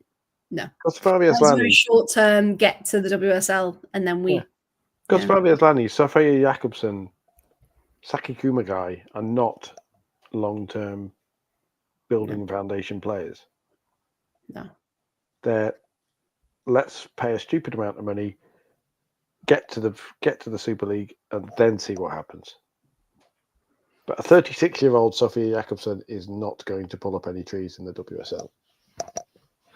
No, so it's going to be interesting how they handle it. Absolutely. And just to confirm for Chris, yes. So Palace have been relegated and coming down. Birmingham, Charlton, Durham, Newcastle, and we've got Nottingham Forest and Ipswich. Remember, so we're going back to a 12-team league. So no more rest weekends, and we'll actually get what a league that is, by the way. when you look at the names in it, you look at what they've done this season as well, and the two coming up. That is that's going to be brilliant. Proper league. So good. More on Sky, please. Sky. Yes, more on Sky, because of course it was the first ever championship game broadcast on Sky, which, I mean, one, about time, but two, it needs to be done more often, because we can arguably say those matches at the weekend were a lot more entertaining than Spurs Chelsea. that went on, because most people forgot that even happened. So yeah, I think there needs to be a better balance of championship games. I mean, if you look at that championship, who's coming up from that? Well, yeah. Like, obviously it is only early May, so no idea who's going to go where and back and forth. No. But who's coming up, and more crucially, who's going down from that? I think Blackburn are in big trouble. Well, that's the thing. So that was going to be kind of my next question. So we know Birmingham are investing. We know Charlton are doing good things. Durham's got the new investment we talked about. Newcastle, we know they've got money. Sunderland need more money, but they're doing okay with what they've got. Southampton are on a bit of a bit meh. Could go either way. Portsmouth, again, they just need to keep investing. Found their rhythm, but it's Blackburn, we said, really need to do something this summer, because they just so happened to be a bit better than Sheffield in the end, or else it looked quite bad for them as well, didn't it? So do we think this might be a wake-up call for Blackburn? Or I think it will, but I don't think the owners will wake up. Yeah. They're going to put a snooze alarm. Yeah. You know, the house is burning down around them, and they'll just roll over and go, yeah, we're fine. Yeah. Well, we didn't get relegated, so it's fine. Yeah. So I think out of all of them, I think Blackburn are in trouble if they don't do anything. Going down, personally, I think Southampton and Blackburn. Between Southampton and Blackburn? Okay. It'll be 2 down. Would it be 2 down again? We'll be on it. It will be, yeah, because it'll be back to... Yes. So there'll be another North and South being promoted. Yeah, so back to 2 relegation spots, everyone. So yeah, Southampton, as it stands, Southampton and Blackburn look like prime candidates, don't they, for that relegation? On pure investment and stuff alone, you'd wonder if Sunderland need a big summer. Yes. Which you'd hope the owners, having seen the success of the past 2 years and seeing Newcastle have started throwing money at this year, will think. Yeah. If nothing else, we need to keep up with the other 2 teams in the northeast. Yeah, and Durham as well. Yeah. Yes. Yeah, 100%. And you just think, hopefully, I don't know where that thought was gone, but yeah, because Sunderland have got a lot of youth, and they've got, they've had a couple of players retire, and so again, they're in another transitional period. So yeah, hopefully they get that back in. That, Nick says about Nottingham Forest, they've got a shipping magnate as an owner. And Marinakis has openly said, yeah, we are, he's done what Wolves claim they're doing with the one pack thing, except Forest are actually doing it. And he's like, when you read about the talk from the people at Forest Women, there was an article in The Athletic the other week that was like, players come to some clubs and they get shown around the big stadium and they get told, oh yeah, you could possibly play here, and then they're stuck at the back end of a training field most of the time. But Forest, here's the city ground where you'll be playing. Here's the training facilities where you will be treated in the same way the men are, with access to a Premier League training ground. Everything you see is what you're going to get. Yeah, this is what you're buying into. Yeah, what you'll be promised to, rather than the possibility. Like, oh yes, we play here sometimes when the men are away, and we're able to book it out. And the like there was one of them who was saying that apparently it's little things like when Forest Women play at the City Ground, they have their names above the stalls. And they have like custom little shirt graphics of the same changing room stall in the Forest home changing room every single week they play in there. And it's little things like that, which is, yes, this is our home. Yeah.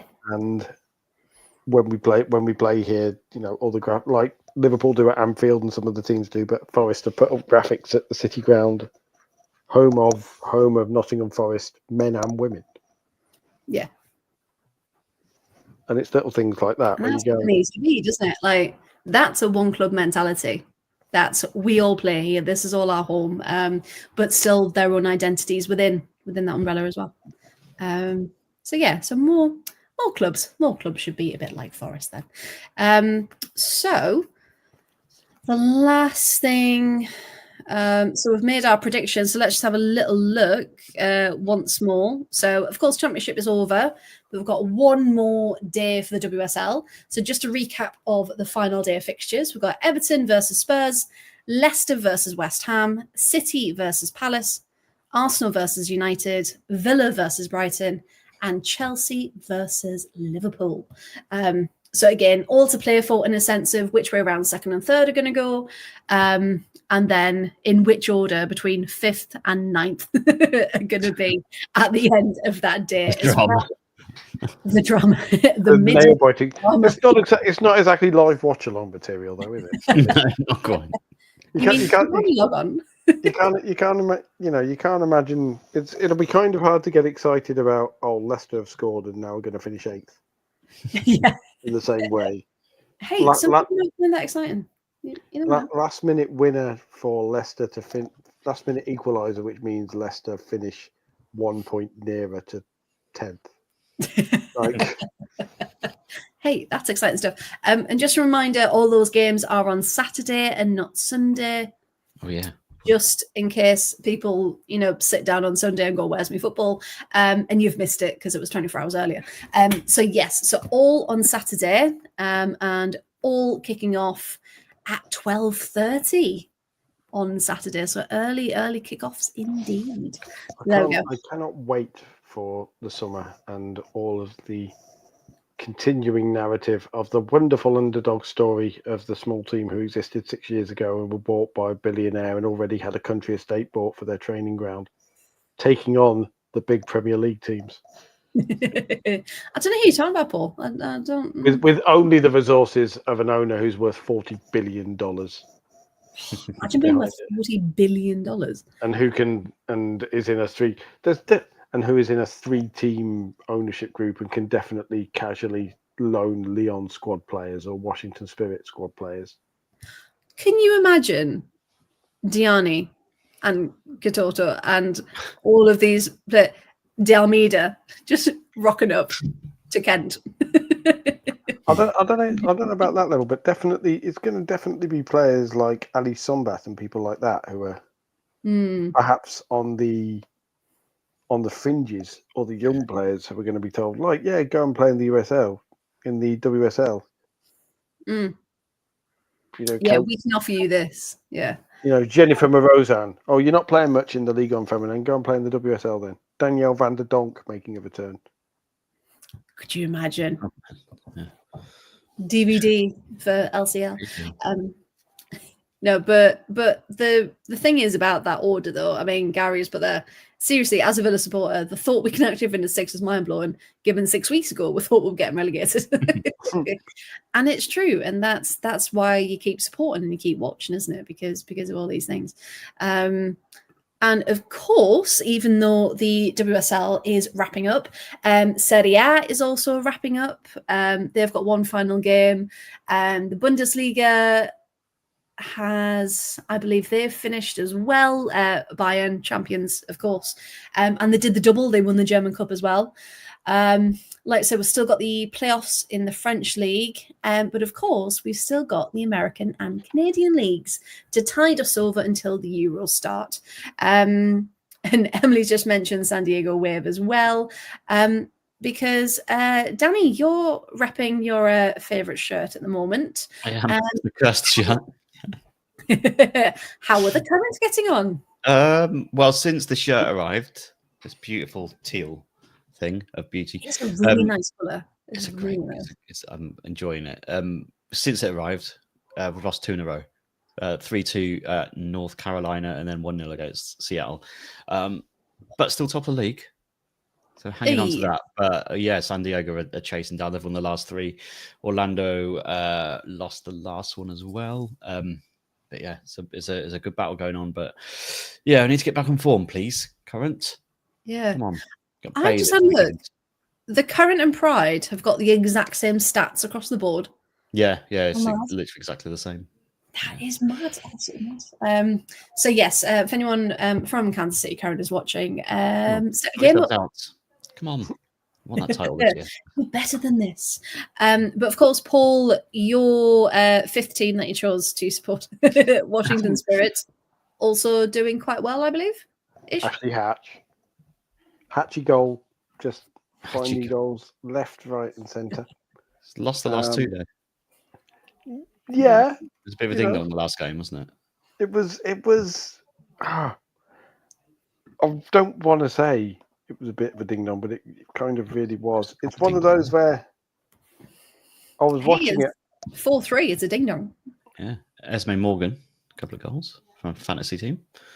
It doesn't count as a ding dong if you lose. You don't want to admit it. Katie Zalem though, scoring not the winner, but also scoring for Angel City. Battle 3rd of the afternoon. Battle of the Lioness Rejects. Angel City versus Washington Spirit. And also the most oxymoronic name in women's football. Because it's because Monday is the exact opposite. You thinking what I'm thinking? I'm like, just Gift Monday. Gift Monday. It's an amazing name. It's the exact opposite. It's a brilliant name. Love it. One of these days you want to ask her, how does it feel? No, not Blue Monday, but close enough. Yeah, go. But my Northern Super League team, sweeping all before them, the Montreal Roses at the moment. Yes, they are indeed. They've got 9 points from 3 matches. So, yeah, won all 3 because that's how maths works. Won all 3 because that's how maths work. Yep. Were all 3 games 2-2 draws? Daddy's not going to let that go, is he? He's just not. And thanks for watching this week's episode. I don't want to mention that Montreal's last win was a 3-1 win over the Vancouver Rise. No, but I will. Rude. But I still want. If you're still watching Montreal Roses, people, I still want that home shirt with the rose on. Oh, the Vancouver have just released their away kit. I don't know if anyone's seen this, and it's very Canadian. The marketing. It's very Canadian. Very Canadian. It's covered in hockey sticks, polar bears, and poutine. No, poutine would be the roses, but they it's called the Moonlight Kit. Okay, their away kit. The Moonlight Kit. The Moonlight Kit, and the tagline is "We rise by moonlight." What's that? Oh, that's the most emo kit ever. Has it got a wolf howling at the moon on it? Is it one of them like a romance song, doesn't it? We rise by moonlight. Oh no, it's full on vampire emo kit. Trust me, it's an elder emo. Are you ready? After we saw whatever race in Louisville was described as. The Moonlight Kit channels the strength of the moon while it watches over the pitch with a powerful resolve. What? The peaks of our logo are illuminated by the moon phase design across the fabric, symbolizing intuition, rhythm, and the rise of greatness. The kit reflects the club's vision of progress, offering light in the dark and guiding future generations with purpose. Just as the moon returns, phase after phase, Vancouver Rise FC moves with intention, resilience, evolving, and always rising. The design captures not only the moon's pull, but the team's unwavering presence on and off the field. There you go. This has been really overthought, hasn't it? I love the fact that there was still more. Every time you pause, I'm ready to I want to be paid to write this bullshit, and there's more bullshit. More. And unfortunately, it's not that impressive. No. It's really not. By Moonlight We Rise sounds like a My Chemical Romance B-side. Yeah. Like That's what I just said. It's I can't even show you a good picture of it. It's kind of I'm gonna have to zoom in. So this is just from the team picture, which is the only one I can get a full length picture of. It's just got like the mountains in like you can't even see it. It's awful. So there you can see like the outline of the mountains on the black kit. Oh yeah, kind of. But it's meant to be like the moonlight on the crap. Yeah. For all of that, like by moonlight we rise. I love how on the football kit database it just says design pinstripes. Pinstripes. Oh. Remind me of Milton Keynes this week. I don't know if you saw they've brought out a new badge. I don't want to give them any airtime, but they brought a new badge out and they said it's circular because Milton Keynes has lots of roundabouts. No way did they actually say that. Yeah. Also, it's plastic because their team are plastic. Anyway. So that means Vancouver's kits are actually called the Sunshine Kit and the Moonlight Kit. Yes. Someone's about that. That is a spectacular level of wanky. That's an almost trolling. Let me just, because I've found the proper picture now. Right, can you see that? Oh yeah. Yeah. So it's just the mountains in moonlight. I assume they're trying to be like the Northern Lights with like the Aurora Borealis, maybe with I don't know, but that's it. I enjoy the pose. Even the players think it's a bit wanky. Like yeah, like that raised eyebrow of the one standing with the ball. It's kind of like, yeah, I know. We're here now. Yeah, can't fight the moonlight, so we've just got to get on with it. Oh, wow. Leanne, pack it in. Go home. Stop it, Leanne. Get out. We're not fighting this moonlight. No, we're not. We've tried. Leanne, you've had enough. What have I told you about fighting the moonlight? Honestly. You're drunk, Leanne. Go home. Go home. Leanne, get an Uber. Come on. Yeah. Go. Deep in the dark, you'll surrender your what? Behave yourself, Leanne. Honestly. Get down off that bloody bar. We've told you once, we've told you a million times. Stop. I've told you a million times.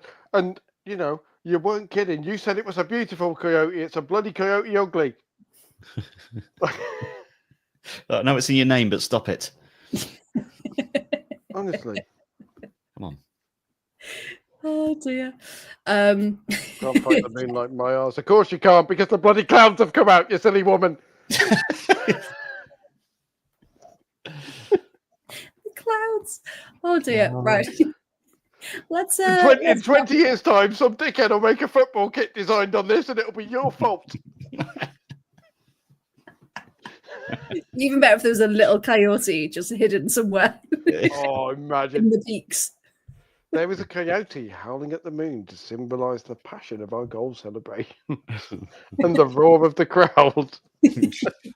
See, I can write shite too, and I don't get paid tens of thousands of dollars a year for it. Well, I tell you what, let's come up with our own kit, the absolute football kit, and we can hire Paul to write the most. That's a feature over the summer. Give me a new kit, and I'll write up some PR wank for it. Yes, please. Yes. Weekly feature. Like random kit. You just pick a kit every week and go, and the kit this week is bang on screen. And I have 30 seconds to write up a load of PR wank about it. Oh, that could be my new fun game. Right, hang on. Right, another. Just mystery kit. Mystery kit. Emily, on your earlier question, where did I order it from? It's from a company called Foudys, Foudys,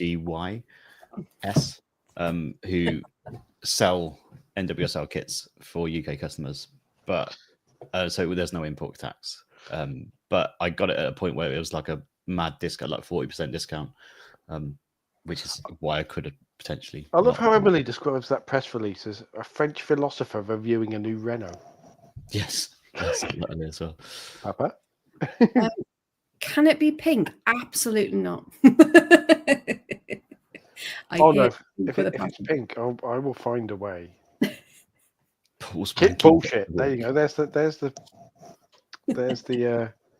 title of the feature. It's time for Kit bullshit. And this week, and just if you ever watched Big Bang Theory, where it's like, welcome to Fun with Flags with Sheldon Cooper.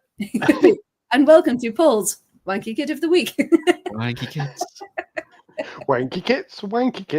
Do whatever wanky kits do. Are they good or are they shit? We don't know because it's a wanky kit. I sound like John Richardson. Look out. It's a wanky kit. I sound like John bloody Richardson or something now. Oh dear me. 8 out of 10 kits. Okay, purple I can get behind.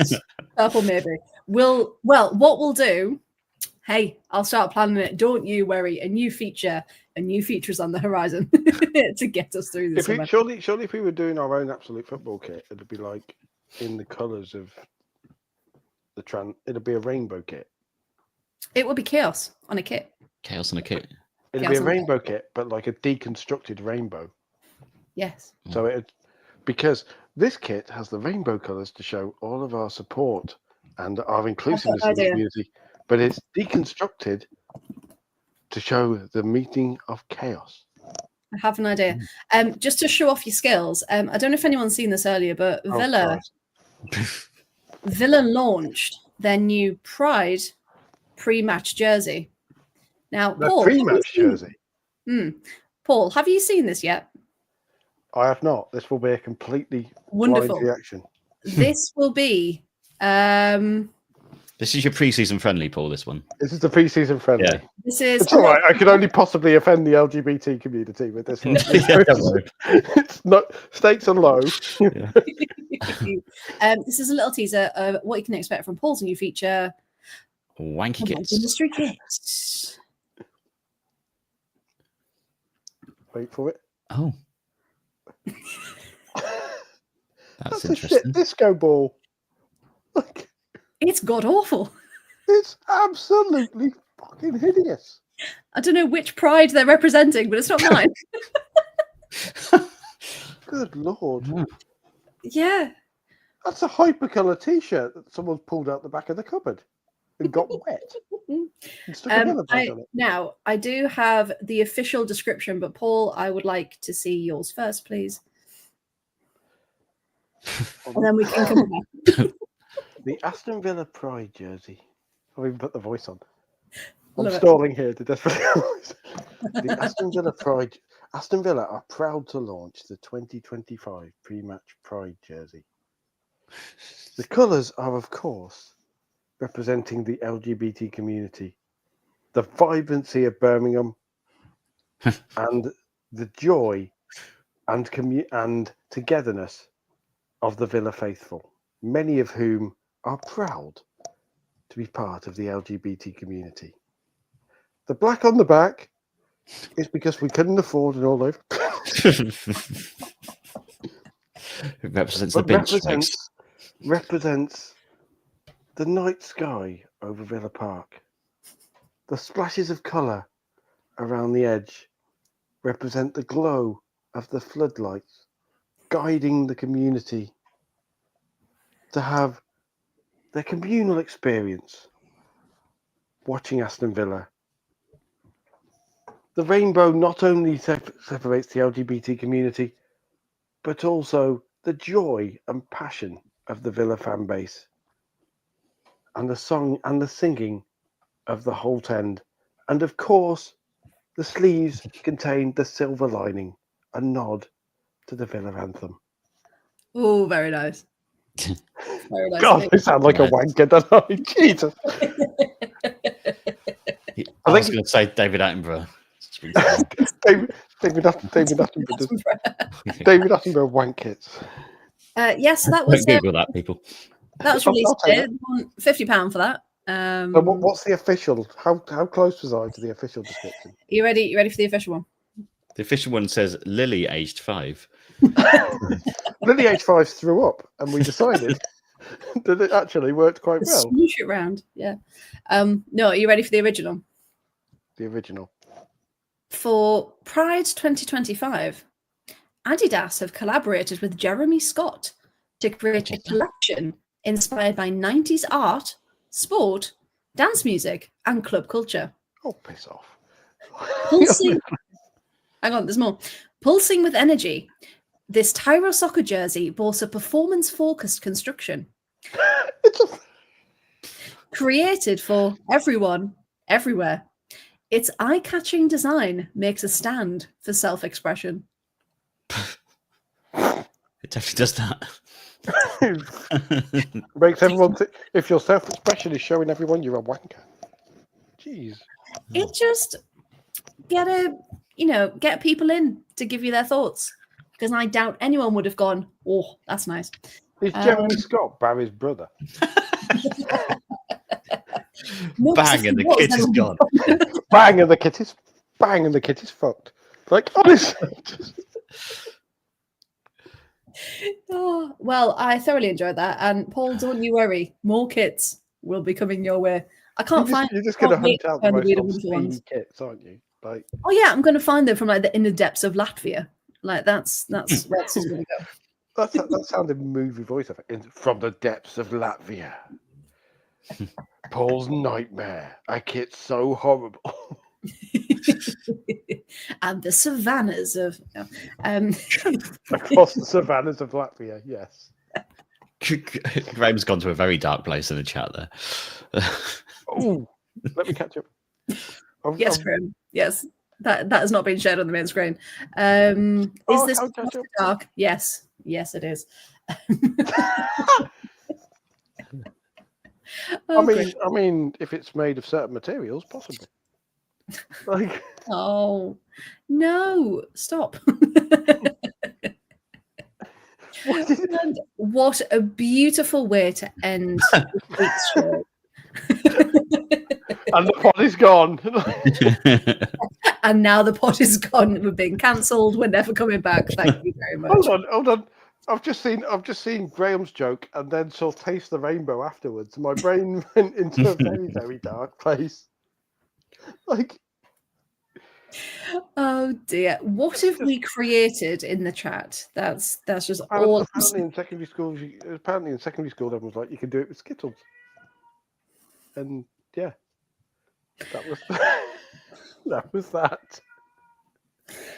And if anyone would like to join us next week, no, what Emily? I really hope this is a Liverpool fan joke that Emily's going with. Have you seen Everton's rumoured shirt for next season? I really hope this is a Liverpool fan joke.